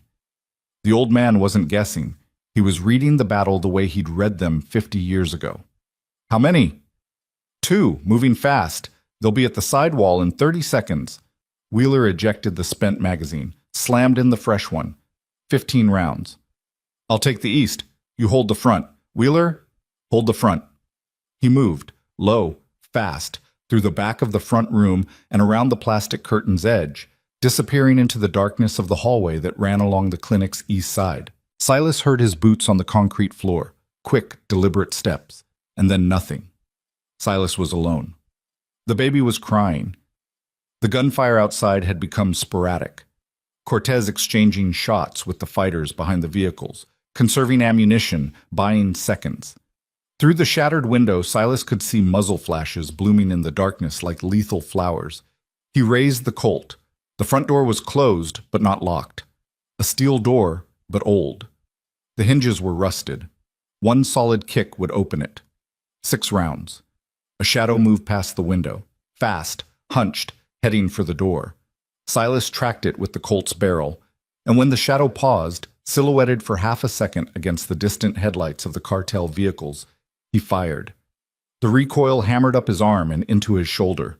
The Colt bucked, and the sound inside the cinderblock room was enormous, a concussive blast that rattled the filing cabinet and made the fluorescent light swing on its chain. The shadow dropped. 5 rounds. Silas's ears rang. His hand was steady. That was the thing about muscle memory. It didn't ask permission, didn't negotiate with age or fear or moral objection. It simply did what it had been trained to do, the same way his hands had found Ivy's wound in the dark, the same way they delivered a child by lantern light. The body remembers what the mind tries to forget. Gunfire erupted from the east side of the building. Wheeler, engaging the flanking fighters. 3 shots, rapid, a pause. 2 more. Then a sound that Silas felt in his bones, the dull, heavy impact of a body hitting a concrete wall. "Wheeler!" Silas shouted. No answer. Then a single shot from the east hallway. Then silence. The front door slammed open. A man came through, tactical vest, pistol extended, moving with the fluid aggression of someone who had breached doorways before. His eyes swept the room, found Silas, and the pistol swung toward him. Silas fired from the hip. The first shot hit the door frame. The second hit the man's left shoulder, spinning him sideways. The man stumbled but didn't fall. Adrenaline, body armor, the refusal of trained muscle to acknowledge damage. He raised the pistol again. Silas fired a 3rd time. The man went down. 3 rounds left. The baby screamed. The sound was raw, enormous, filling the room with a frequency that vibrated in Silas's chest. He stepped over the body in the doorway and pulled the door shut with his left hand while keeping the Colt raised with his right. Through the shattered window, he could see Cortez, still alive, still behind the motorcycle, reloading the shotgun with hands that moved too fast to track. A burst of automatic fire raked the motorcycle. Cortez flinched, pressed flat against the ground. The bike's fuel tank ruptured, and gasoline began pooling beneath the frame, black and iridescent in the distant headlight glare. "Cortez, fall back!" The young biker looked toward the clinic. Blood was running from a cut above his eye. Glass or shrapnel, impossible to tell. He fired one more shot, then scrambled to his feet and ran for the door. Bullets kicked up dirt behind him, tracking his path like fingers reaching. He hit the doorstep, and Silas grabbed his jacket and pulled him inside, and they both went down hard on the concrete floor as bullets punched through the space where Cortez's head had been a half-second earlier. Cortez rolled onto his back, breathing in torn gasps. "How many left?" "I count 6 outside. Maybe 7. Wheeler went east to handle the flankers. I haven't heard from him." "Shells?" "3 rounds. You?" Cortez checked the shotgun. 4, plus the knife. 7 rounds and a knife against 6 armed men. The math was simple. The math was devastating. From the back of the clinic, behind the plastic curtain, Harlan's voice cut through the chaos with the surreal calm of a man standing in the eye of a hurricane. 15 more minutes. I can see the bullet. The adhesions are cleared. 15 minutes, and she lives. 15 minutes. Silas looked at Cortez. Cortez looked at Silas. Neither of them said what they were both thinking, that 15 minutes under these conditions was an eternity, that the men outside would regroup, coordinate, and breach the building within 5. That the gasoline pooling beneath Cortez's destroyed motorcycle was one tracer round away from turning the clinic's entrance into an inferno. Then Wheeler appeared at the end of the hallway. He was walking, barely. His left arm hung at his side, and the sleeve of his jacket was dark and heavy with blood. His right hand still held the pistol. His face was gray, not pale, not white, but gray, the color of a man running on reserves that were almost gone. 2 down on the east side, he said, but one of them tagged me. How bad? Wheeler leaned against the wall. His breathing was wet. Through the arm. Missed the bone, hit the muscle. I can still shoot, but I can't reload. Cortez was on his feet. He pulled his belt off and wrapped it around Wheeler's upper arm, cinching it tight. Wheeler didn't make a sound. Not a hiss, not a grunt. His teeth clenched and a vein stood out on his forehead like a cable, but no sound. "Sit down," Cortez said. "I'll sit down when it's over." Outside, the gunfire had stopped. The silence was worse than the noise. It meant the remaining fighters were reorganizing, planning.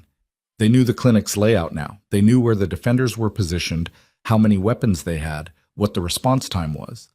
Professional soldiers adapted after every exchange. These men were adapting. Silas moved to the window. He stayed low, pressing his back against the wall, and tilted his head just enough to see through the shattered glass. The cartel vehicles were still parked 100 yards out, headlights blazing. Bodies lay in the dirt, 3 that Silas could see, motionless. But the surviving fighters had pulled back behind the vehicles and were clustered together, talking, gesturing toward the clinic's east side. They were going to hit the east wall again. The side Wheeler had defended alone, the side where the hallway led directly to the operating room. "They're circling," Silas said. "I know," Wheeler said. "I killed 2 over there, but I couldn't hold the position. There's no cover in that hallway. It's a kill box from either direction." Cortez checked the clinic's back door, a steel fire exit that opened onto scrubland and darkness. He tested the handle, locked from the inside. The hinges were solid. "If they get through the east hallway, it's over," Cortez said. "We can't defend 2 breaching points with 7 rounds." The room fell silent. The generator hummed. The baby had stopped crying. Not because the danger had passed, but because even an infant eventually exhausts its capacity for terror and settles into a silence that is worse than screaming. Silas looked at the Colt. 3 rounds. A weapon from 1966. A weapon that had crossed an ocean, survived a war, sat in a closet for 30 years, and was now the last thing standing between a newborn child and the men coming to kill him. He made a decision. "Give me the flare," Silas said. Cortez looked at him. "What?" "The road flare. You pulled it from your saddlebag. Give it to me." Cortez reached into his jacket and produced the flare. A red cylinder, standard emergency issue. Silas took it and walked to the front door. "What are you doing?" Wheeler asked. Cortez, when I go out, you take the east hallway. Wedge yourself behind the junction where the concrete juts out. You'll have a clear line of sight down the corridor. Anyone comes through, you put them down. And you? I'm going to do something stupid. That's not a plan. It's the only plan we've got. Silas opened the door and stepped outside. The cold hit him immediately. A dry, sharp cold that tasted like creosote and gunpowder. The destroyed motorcycle lay on its side in the dirt road, gasoline still spreading beneath the frame in a dark, reflective pool that caught the distant headlights and turned them into shimmering ribbons. He walked toward it. Not fast. Not slow. The walk of a man who had made his calculation and accepted the result. The Colt hung at his side. The road flare was in his left hand. The cartel fighters saw him immediately.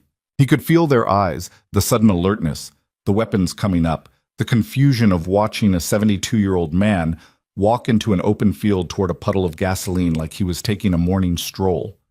A voice called from behind the vehicles. Spanish. Sharp. Commanding. Silas kept walking. He reached the motorcycle. The gasoline pool was 6 feet across, spreading slowly toward the road. The fumes were thick enough to taste, petrochemical sweetness that coated the back of his throat. He stopped. He raised the Colt in his right hand and aimed it at the nearest vehicle. Not at the men behind it, at the vehicle itself. At the headlights that were illuminating the clinic's entrance like a stage. He struck the road flare. It ignited with a violent red hiss, casting everything in crimson. His face, the dirt, the gasoline, the motorcycle, the darkness. He held it above the fuel pool. The message was clear. Anyone shoots, the old man drops the flare. The gasoline ignites. The motorcycle explodes. The blast radius covers the clinic entrance, the road, and everything within 50 feet, including Silas. Including anyone trying to breach through the front. A suicide barrier. The cartel fighters froze. Silas could see them behind the vehicles. Shadowed figures, weapons raised, calculating. The red flare light turned their faces into masks.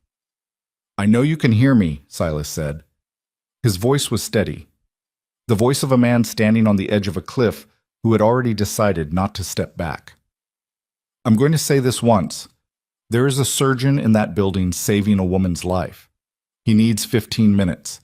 You're going to give him those 15 minutes. No response. The flare hissed. The gasoline fumes shimmered.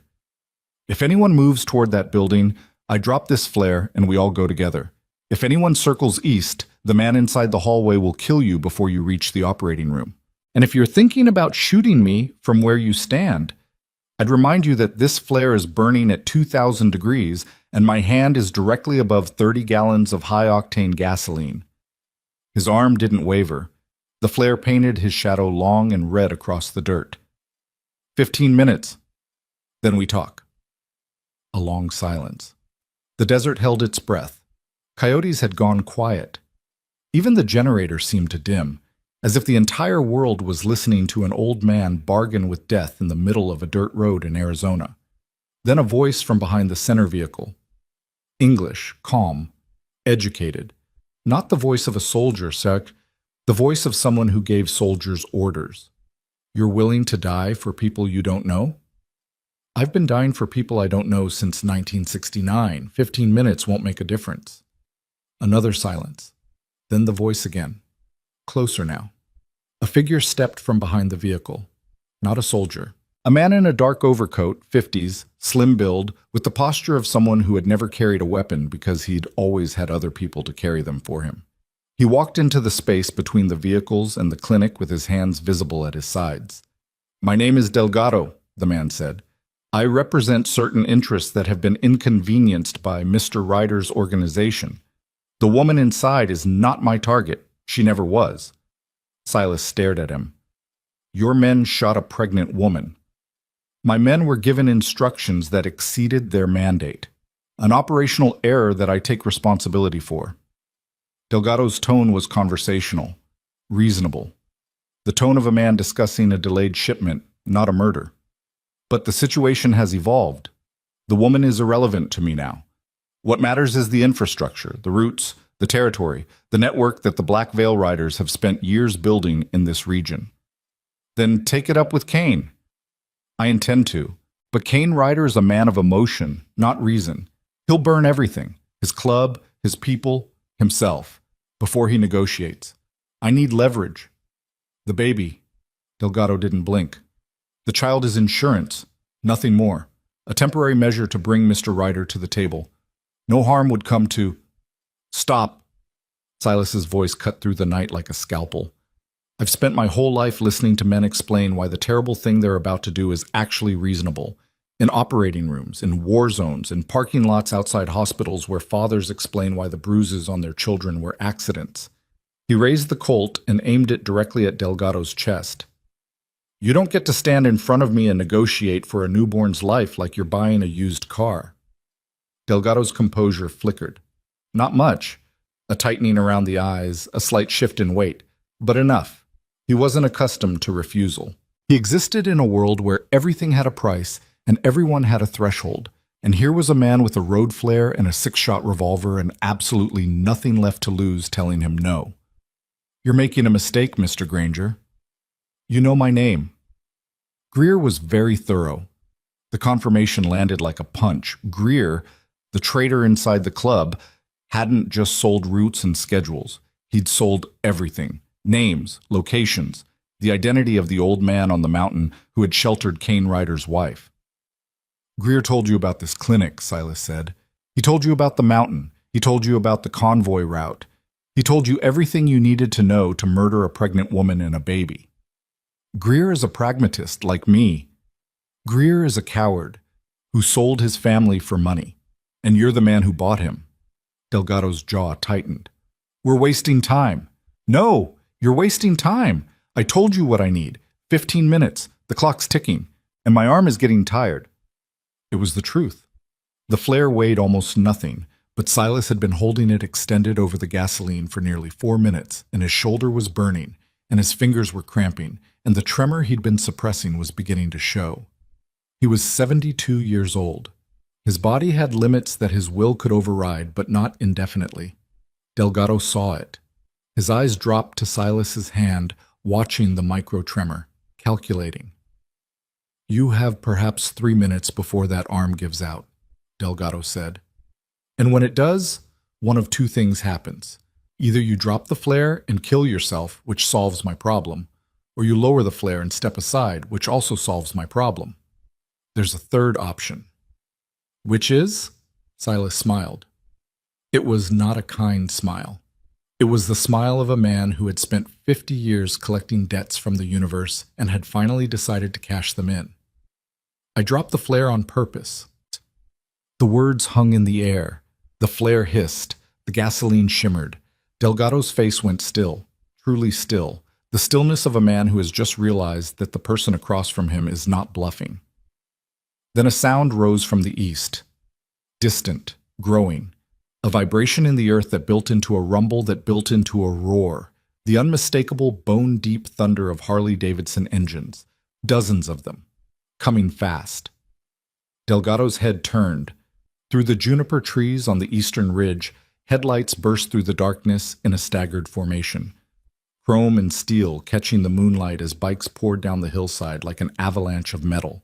The sound was enormous, shattering, a wall of mechanical fury that shook the ground and sent dust clouds spiraling into the night sky. Coyote, the man Kane had summoned from Tucson. The Tucson chapter president and his riders, 30, 40, 50 bikes thundering down the ridge road toward the clinic with the coordinated violence of a cavalry charge. Delgado's fighters saw them. The reaction was instant, doors slamming, engines firing, the panicked acceleration of men who had calculated every variable except one. They hadn't expected reinforcements. They hadn't expected the Black Veil Riders' network to reach this far, this fast. The 3 cartel vehicles reversed in a spray of dirt, swinging wide, tearing back toward the main road. Delgado stood alone in the dirt for 3 long seconds, watching his extraction disappear, watching the bikers pour down the hillside, watching his operation collapse in real time. He looked at Silas. Silas looked back. The flare still burned in his hand. The Colt still pointed at Delgado's chest. 15 minutes, Silas said. Told you. Delgado ran.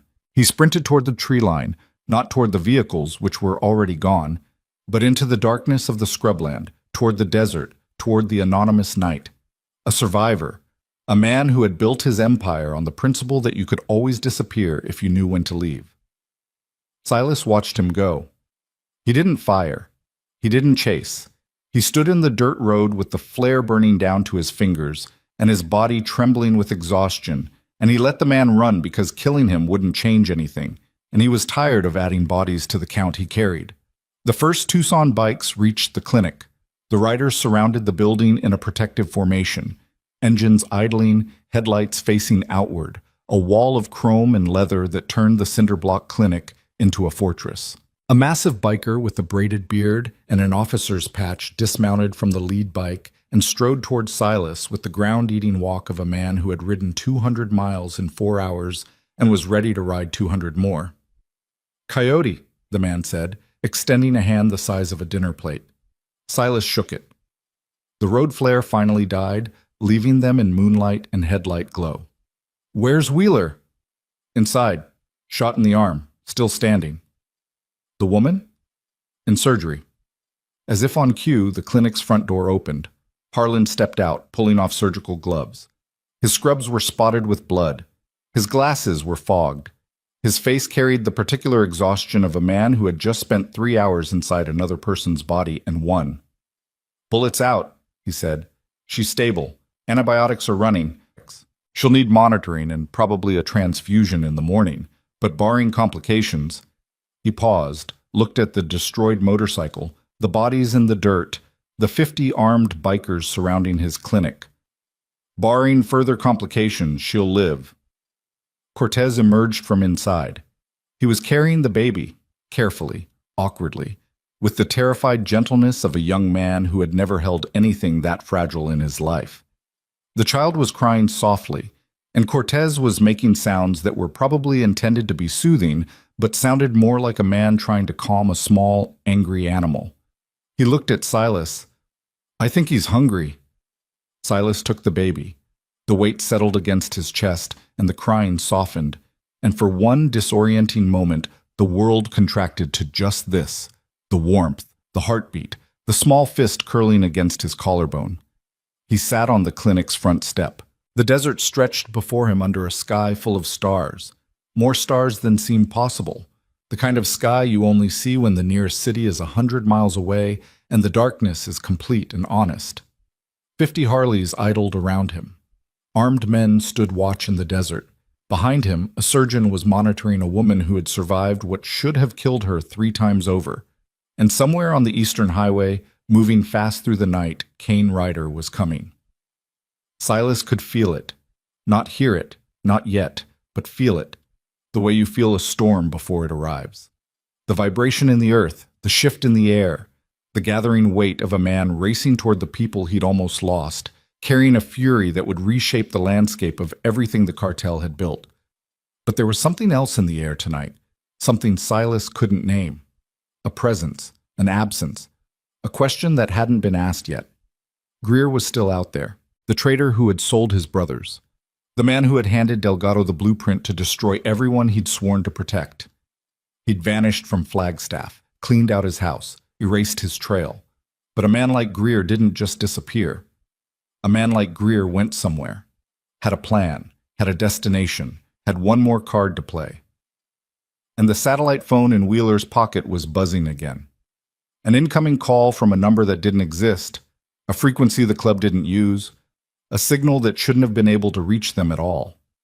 Wheeler answered it with blood still running down his arm, listened for 10 seconds, and looked at Silas with an expression that made the old man's stomach drop through the floor. "It's Greer," Wheeler said. "He wants to talk to Kane. He says if Kane doesn't answer in the next hour, he's handing the club's entire infrastructure, every safe house, every name, every financial record, to the FBI." The desert went silent. 50 engines idling couldn't fill the emptiness of that silence. The war wasn't over, it had just changed shape. Kane Ryder arrived at the Pine Ridge Clinic at 3:41 a.m. He came alone. No escort, No convoy. No army of chrome and leather rumbling behind him like rolling thunder. Just one man on a matte black road king, riding 200 miles through the darkness at speeds that should have killed him on mountain roads still slick with storm runoff. The bike's engine was screaming when it crested the ridge, a raw, tortured sound that split the desert silence like a blade. And then it cut to idle as Kane rolled down the hillside and into the ring of Tucson chapter bikes surrounding the clinic. He dismounted before the kickstand was down. The bike tilted and caught itself. He didn't notice.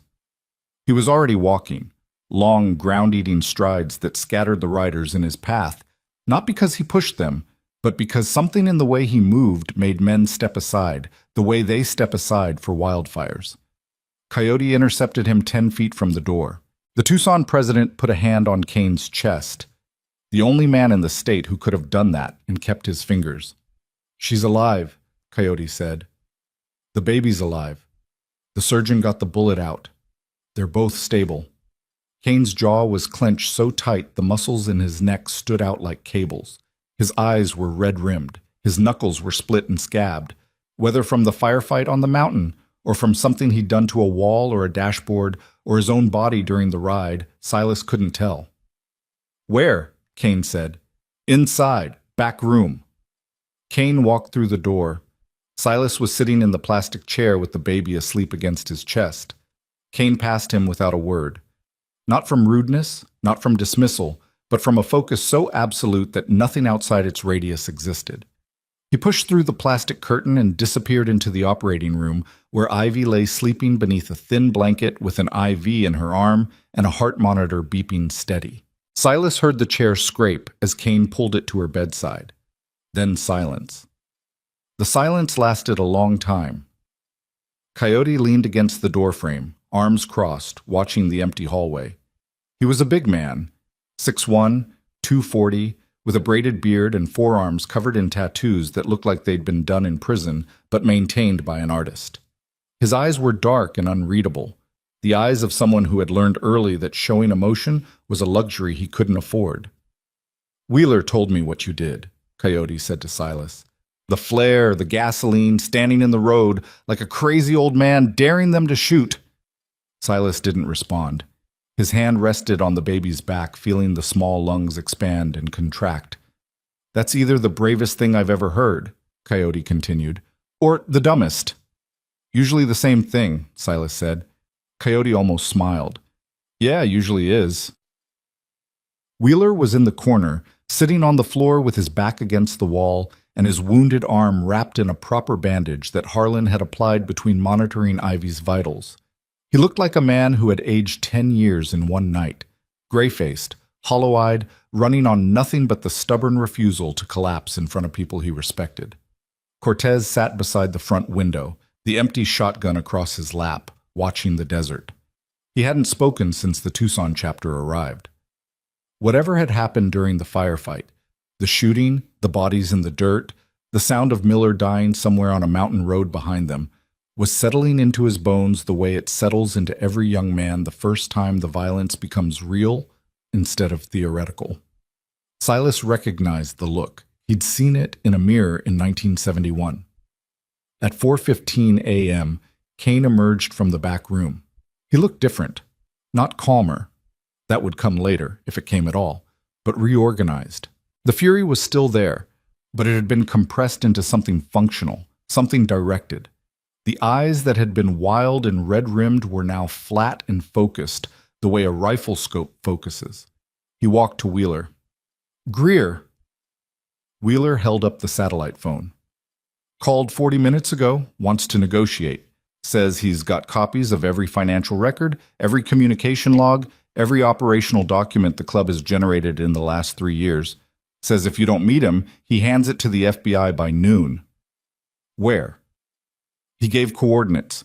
"An abandoned fuel depot east of Ridgewater. Neutral ground," he called it. "There's no such thing as neutral ground." "That's what I told him." Kane took the phone. He turned it over in his hands. A small black rectangle that contained the voice of a man who had betrayed everything Kane had built, everything his father had built before him, everything the patch on his back was supposed to mean. "How long was he selling us?" Kane asked. 18 months, maybe longer. The cartel soldier we captured on the mountain didn't know the full scope, but Greer had access to everything: routes, safe houses, finances. He could have given them enough to dismantle us from the inside. Why didn't he? Wheeler paused. Because he was more valuable as a source than a saboteur. The cartel wanted ongoing intelligence, not a one-time dump. Greer was their window into the club. As long as he stayed in place, they could see everything we did before we did it. Until Ivy. The ambush on her convoy was an escalation. Greer gave them the route, but the order to kill her. That came from above, from a man named Delgado. Kane's head turned. Where is Delgado? Silas spoke from the chair. He ran, during the firefight, into the desert.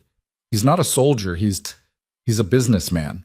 He'll go to ground, find another city, another operation. Men like him always do. Kane looked at Silas for the first time since entering the clinic. The gaze lasted 5 full seconds, long enough for something to pass between them that neither would ever articulate. Not gratitude, not exactly. Something deeper.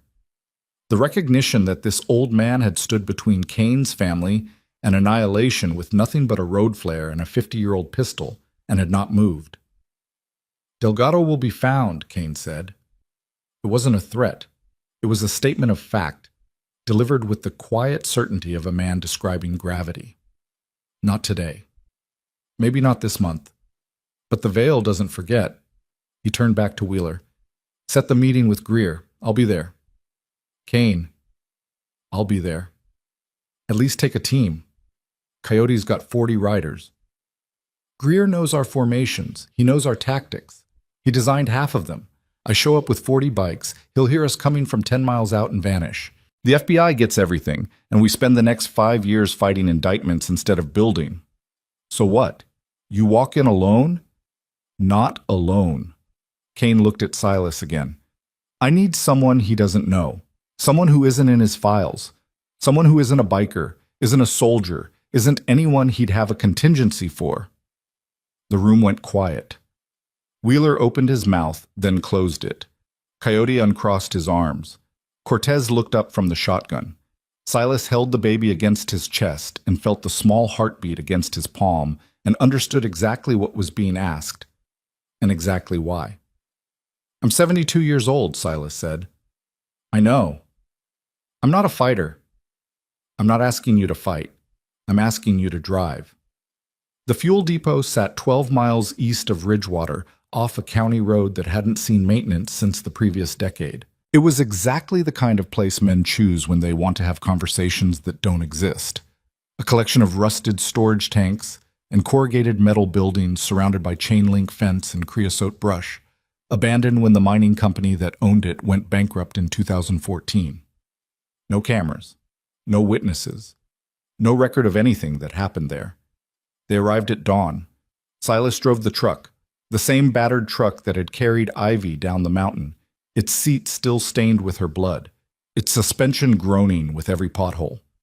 Kane sat in the passenger seat with his hands on his knees and his eyes on the road and his mouth shut for the entire 30-minute drive. He didn't speak. He didn't fidget.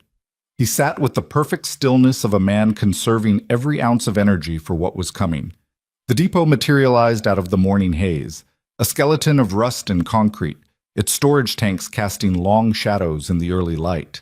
A single vehicle was parked inside the fence line, a white pickup truck, clean, new, out of place in the decay surrounding it. Greer. Silas stopped the truck 50 yards from the fence. Kane got out. Silas got out. The air was cold and still, and the sun was a thin orange line on the eastern horizon that hadn't yet decided whether to rise or retreat. Greer stepped out of the white pickup. He was smaller than Silas expected, 5'10", lean, with close-cropped hair, and a face that was handsome in the forgettable way of men who succeed by not being noticed. He wore a clean jacket and clean boots, and looked like a man who had slept well, which was obscene given what he'd done. He saw Kane and stopped walking. 20 feet separated them. The space between those two men hummed with something that had no name, something beyond anger, beyond betrayal, beyond any word that existed for the feeling of looking at someone who was once your brother and seeing a stranger. Kane. Greer's voice was steady, practiced. The voice of a man who had rehearsed this conversation 100 times. Kane said nothing. I know how this looks. Kane said nothing. You have to understand, the club was dying, the roots were collapsing, the feds were circling. I did what I did because someone had to make a deal, and you were too stubborn to see it. Kane's silence was a living thing. It pressed against the air, against the rust, against the thin morning light. It made Greer shift his weight, made his eyes flick to Silas and then back, made his hand move toward his jacket pocket in a gesture that might have been reaching for a phone or a weapon, or just the involuntary need to touch something solid.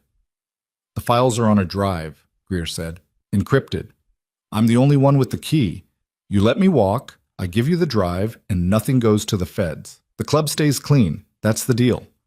Kane finally spoke. His voice was low, empty, scraped clean of everything except the bare architecture of the words. You planned the route. Kane, you planned the route that put my wife and my unborn son on that highway. You gave the cartel the timing, the vehicles, the number of escorts. You handed them a map to murder my family. That wasn't supposed to happen. The deal was intelligence only. Delgado went off script. 2 of my riders are dead because of that route. Miller, 26 years old, Greer, prospect, 8 months in. He died on a mountain road last night, buying time for a truck carrying my wife to a surgeon. He died because you opened the door. Greer's composure cracked. Not much. A flinch, a tightening around the mouth. But enough. I didn't know they'd go after Ivy. You didn't care. The words landed like a physical blow. Greer took half a step back and his hand came out of his pocket holding a phone. A cheap burner, the kind you buy at a gas station and throw away when the call is done. The drive is in the truck, Greer said. Under the passenger seat. Take it. We're done. We're not done. Kane, I'm telling you, if I don't make a call in the next 20 minutes, the backup files go to a federal prosecutor in Phoenix. Automatically. You can't stop it. I know. Then take the deal. Kane walked toward him. Not fast, not slow. The walk of a man crossing a room toward a door he'd been avoiding his entire life. He stopped 3 feet from Greer, close enough to see the pulse jumping in the smaller man's neck, close enough to smell the coffee on his breath. I'm going to tell you what's going to happen, Kane said, and you're going to listen, because for the first time in 18 months, you're going to hear the truth instead of whatever story you've been telling yourself to sleep at night. Greer didn't move. You're going to give me the drive. You're going to make your call and cancel the dead man's switch. And then you're going to get in your truck and drive. Not to Phoenix. Not to any city where the veil has a chapter. You're going to disappear. New name, new state, new life. You're going to become no one the way you made yourself no one inside my club. And if I don't? Kane leaned closer. His voice dropped to something barely above a whisper. Ivy is alive. My son is alive. An old man I'd never met stood in the middle of a road with a flare and a pistol to make sure of it. Do you understand what that means? It means the debt has been paid, not by you, not by me, but by people who had no obligation to pay it. And I will not dishonor that by putting a bullet in you in a parking lot. He stepped back. But make no mistake, if I ever see your face again, at a gas station, in a diner, on a highway shoulder at 3 a.m, I won't have this conversation twice. Disappear, Greer. Disappear completely. Because the only thing keeping you alive right now is the fact that my son was born last night, and I don't want the first thing I do as his father to be killing a man I used to call brother. The silence that followed was absolute. Not desert silence. Something deeper. The silence of a line being drawn in the dirt between who Kane Ryder was before and who he was going to be after. Greer looked at him for a long time. Then he looked at Silas, the old man standing beside the truck with his hands in his pockets and the morning light catching the gray in his hair, watching without judgment, without fury, with the patient, exhausted eyes of someone who had seen enough endings to know what one looked like. Greer reached into the pickup and pulled a small black case from beneath the passenger seat. He handed it to Kane. Then he took out the burner phone, dialed a number, and spoke 4 words. Stand down. It's done. He got in the truck. He started the engine. And he drove away, west, toward the horizon, toward the anonymous vastness of a country big enough to swallow a man who no longer had a name. Kane watched until the truck was a speck on the highway. Then he looked at the case in his hand, and his grip tightened until the knuckles went white, and for one moment, one brief, private, devastating moment, his face showed everything he'd been holding back. The grief, the rage, the betrayal of a man he'd trusted with his family's life. All of it, compressed into an expression that lasted 3 seconds before it was gone, packed away behind the armor, stored in the vault where Kane Ryder kept the things that would destroy him if he ever let them out. He turned to Silas. "Take me to my wife." Silas drove. The morning grew around them as they headed back toward the clinic. The sun cleared the horizon and turned the desert gold. Shadows shortened. Mist burned off the scrubland. Hawks circled above the thermals, riding the warm air with the effortless grace of things that were built for solitude. Neither man spoke for the first 10 minutes. Then Kane, staring out the passenger window at the passing desert, said something Silas almost missed. "Ruth." Silas glanced at him. "What?" "Your wife. Her name was Ruth. Ivy told me. She said you buried her behind your cabin." "I did." "How long were you married?" 38 years. Kane was quiet for a moment. 38 years? And then you went up that mountain and stopped talking to anyone." "That's about right." "And if Ivy hadn't knocked on your door?" Silas watched the road. A jackrabbit darted across the asphalt and vanished into the brush. "I don't know," he said. "I've been asking myself that since it happened." "I think you do know. I think you went up there to die quietly, and a bleeding woman on your doorstep was the universe telling you it wasn't done with you yet." Silas said nothing. His hands gripped the wheel, and the truck hummed beneath them, and the desert unrolled in every direction like a promise that there was always more road if you were willing to drive it. The clinic was bright in the morning sun when they returned. Coyote's riders had spread out, some sleeping on the ground beside their bikes, some smoking in small groups, some standing watch with the unhurried vigilance of men who were accustomed to long shifts with no relief. Wheeler was asleep in the plastic chair, his bandaged arm propped on the desk. Cortez was awake, standing outside the front door with a cigarette he'd bummed from someone, his young face older than it had been 24 hours ago. Kane went inside. This time, Ivy was awake. She was propped up on pillows, pale but present, with the IV still running and the heart monitor still beeping and the baby sleeping in a makeshift bassinet beside the bed. When Kane walked through the curtain, she looked at him, and everything that needed to be said was said in the 2 seconds before he crossed the room and sat on the edge of the bed and pulled her carefully, gently, impossibly gently, for a man his size, against his chest. She pressed her face into his neck. He pressed his face into her hair. And they held each other with the desperate, silent ferocity of two people who had been pulled to the edge of the abyss and dragged back by strangers. Silas didn't watch.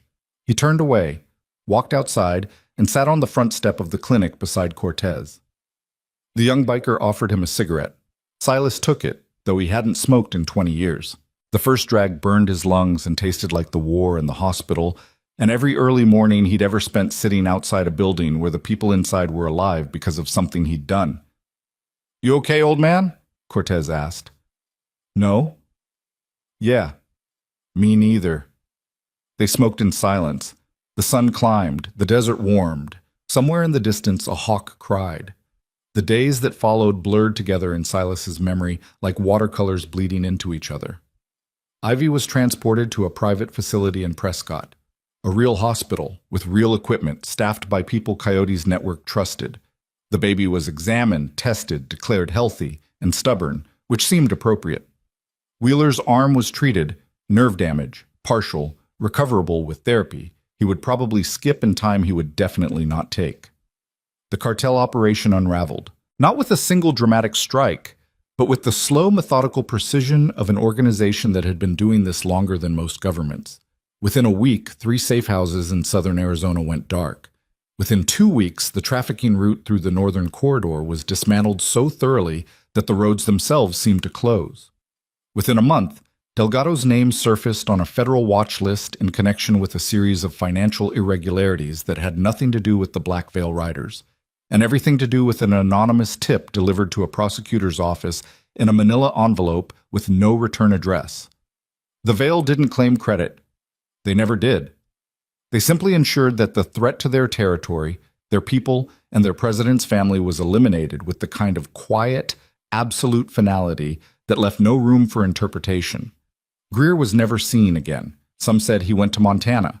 Some said Oregon. Some said he was dead in a ditch somewhere, despite Kane's mercy, killed by cartel remnants who didn't share Kane's restraint. No one knew for certain. No one looked. Miller, the young prospect who died on the mountain road, was buried in a private cemetery outside Flagstaff. Every chapter in the state sent riders. The service was silent.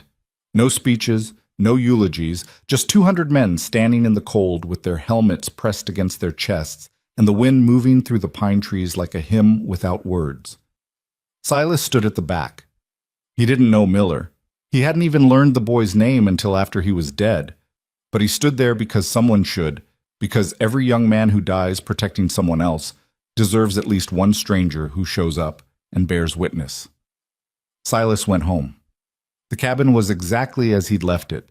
Blood stains on the floor, shattered coffee mug in the corner, Dutch sleeping on the rug as if nothing had happened. The old dog lifted his head when Silas walked in, tail thumping weakly, and Silas knelt and pressed his forehead against the dog's and breathed. "I'm back," he said. Dutch licked his hand. Silas cleaned the cabin. He scrubbed the floor on his hands and knees until the wood was raw and the bloodstains were gone, or at least buried beneath enough effort that they'd become invisible to anyone who didn't know to look. He fixed the front door, which had been rattling on its hinges since the night of the storm. He stacked firewood. He fed Dutch. He sat on the porch and watched the sun set behind the pines and drank a glass of bourbon and thought about nothing and everything and the particular weight of a 5-pound baby sleeping against his chest in a cinder-block building while the world tried to burn down around them. He didn't cry. He hadn't cried since Ruth, but something in his chest loosened. A knot he'd been carrying for so long he'd forgotten it was there, unraveling slowly, thread by thread, in the silence of the mountain. The first Sunday he heard the engines. It was early, just past 7, and the sun was still low, casting long gold shafts through the pine trees. Dutch lifted his head. Silas set down his coffee and walked to the window. A single Harley sat in his driveway. No rider visible. But on the porch, neatly stacked beside the front door, were 4 bags of groceries, a bundle of firewood, and a 20-pound bag of dog food. Silas opened the door. The biker was already mounted, helmet on, visor down. He nodded once, a gesture so small it barely existed, and rode away down the mountain. The second Sunday, 2 bikes came, same routine, groceries, firewood, dog food, a new bag this time, a canvas duffel containing winter blankets, a first aid kit that was 20 years newer than Silas's, and a satellite phone with a single number programmed into the contacts. The third Sunday, the bikes brought something else, a wooden crate, handmade, sanded smooth, with a note inside written in a woman's handwriting. "His name is Silas. We named him after you. Ivy." Silas sat on the porch with the note in his hands for a very long time. Dutch lay at his feet. The mountain was quiet. The winter air smelled like pine sap and wood smoke and the faint, distant ghost of engine oil. He folded the note and put it in his shirt pocket, next to his heart, next to the place where Ruth still lived and always would. The Sundays continued, every week without fail, regardless of weather. Different riders each time, sometimes young, sometimes old, sometimes silent, and sometimes nodding with the faint recognition of men who had heard a story about an old medic on a mountain and wanted to see him with their own eyes. They never stayed. They never asked for thanks. They left their offerings on the porch and disappeared back into the forest like ghosts made of leather and chrome. During the first snowstorm of December, 4 bikers showed up with tools and spent 3 hours repairing Silas's generator without knocking on the door. He watched them through the window, scarred hands, breath rising in white clouds, moving with the wordless coordination of men who had built and fixed things together for years. When they finished, they left. The generator ran better than it had since Silas bought the cabin. No trespasser came near the property, not once. Not a hiker, not a hunter, not a lost tourist. The mountain around Silas's cabin had become, quietly and without announcement, protected territory. The Black Veil riders didn't fence it, didn't post guards, didn't mark it with signs or symbols. They simply let it be known, in the way that information travels through networks that operate outside the law, that the old man on the mountain was family, and family was untouchable. Spring came slowly. The snow melted. The pines turned deep green. Wildflowers pushed through the mud on the hillside behind the cabin, where Ruth was buried beneath a wooden marker Silas had carved himself the week after her funeral. On a Sunday morning in April, the sound of engines was different, louder, multiple bikes. Silas walked to the porch and saw 3 Harleys in the driveway, and standing beside the lead bike, holding a baby wrapped in a blue blanket, was Ivy. She looked different, stronger. The gray was gone from her skin, replaced by color and the particular glow of a woman who had survived something impossible and decided to let it make her harder instead of smaller. A scar was visible above the waistline of her jeans, a pale, surgical line that would never fully fade. Kane stood beside her. He was holding a paper bag from a diner and steam was rising from whatever was inside. He set it on the porch railing and looked at Silas with those gunmetal eyes, and for the first time since the old man had met him, something in Kane's face relaxed. Not a smile. Not yet.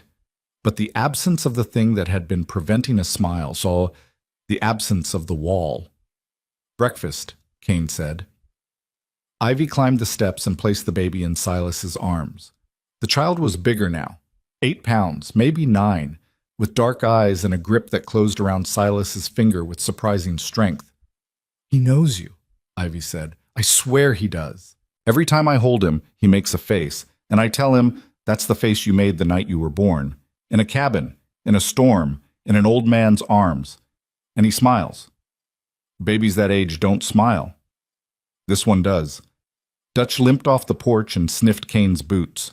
Kane looked down at the arthritic golden retriever, then, slowly, as if the gesture cost him something, bent and scratched behind the dog's ears. Dutch's tail wagged.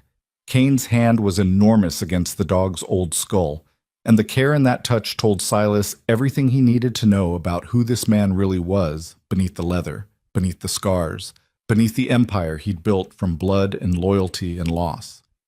They ate breakfast on the porch, eggs, toast, coffee from a thermos that was strong enough to dissolve a spoon. The baby slept in Silas's lap while Ivy leaned against the railing and Kane sat on the top step with his back against the post and his eyes on the tree line and a quiet in his posture that Silas hadn't seen before.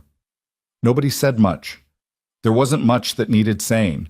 The story had already been told, in gunfire and blood and a road flare burning in an old man's hand, in a surgeon's steady hands, and a young biker's last ride down a mountain road, in a woman running through a forest with a bullet in her side and the absolute refusal to stop. The words were just the echo. The truth lived in the silence between them. Before they left, Kane stood at the edge of the porch and looked at the mountains. The view stretched for miles, green ridges rolling into blue distance, hawks circling above the valley, the kind of vastness that makes a man feel small in the way that is actually a relief. "You need anything," Kane said. "You call." "I know. I mean it. Anything. Any time." "I know, Kane." Kane nodded. He put his helmet on. He climbed on the bike. Ivy settled behind him with the baby secured in a carrier against her chest, and the other 2 riders flanked them, and the engines fired, and the mountain trembled. They rode down the driveway and disappeared into the pines, and the sound of the engines faded slowly. Not vanishing, but dissolving, becoming part of the mountain itself, part of the wind and the trees and the silence that followed. Silas sat on the porch. Dutch lay at his feet, breathing slow and deep. The coffee was still warm. He reached into his shirt pocket and touched the folded note. His name is Silas. And he thought about the night everything changed. The storm, the knock, the woman bleeding on his doorstep, the choice that wasn't really a choice, because when someone is dying in front of you, you don't decide to help. You just help. That's all there is. He had gone up this mountain to disappear, to let the silence take him the way it takes all men who have carried too much for too long and finally set the weight down and walk away from it. He had been ready for that. He had been making peace with it, the way you make peace with a diagnosis that can't be treated. But the universe, it turned out, was not done with Silas Granger. It had sent him a storm, a woman, a child, a brotherhood of scarred, damaged, dangerous men who understood without being told that the old medic on the mountain was one of them, not because he wore the patch, not because he rode the bikes, not because he lived by their code, but because he had done the thing that defined them all. He had stood between the darkness and someone who couldn't fight it alone, and he had not moved. The afternoon light shifted, shadows lengthened, the pines swayed in a breeze that carried the first warmth of the coming summer. Dutch's tail thumped once against the porch floor. An old dog dreaming old dreams. Silas finished his coffee. He set the cup on the railing. He leaned back in his chair and closed his eyes and listened to the mountain. The wind, the birds, the distant murmur of a creek swollen with snowmelt, and somewhere far below, so faint it might have been imagination, the low, fading rumble of engines heading home. He was 72 years old. He had buried a wife. He had fought a war. He had spent 40 years stitching broken people back together and 4 years trying to break apart in peace. And now, sitting on a porch in the Arizona mountains with dog fur on his jeans and someone else's baby's grip still warm around his finger, he understood something that Ruth had tried to tell him the night she died. You don't disappear by being alone. You disappear by forgetting that you matter. And sometimes the people who remind you are the last ones you'd expect. Showing up on a Sunday morning with firewood and dog food and the quiet, unspoken promise that you will never be forgotten, that they will always come back, that the engines will always return.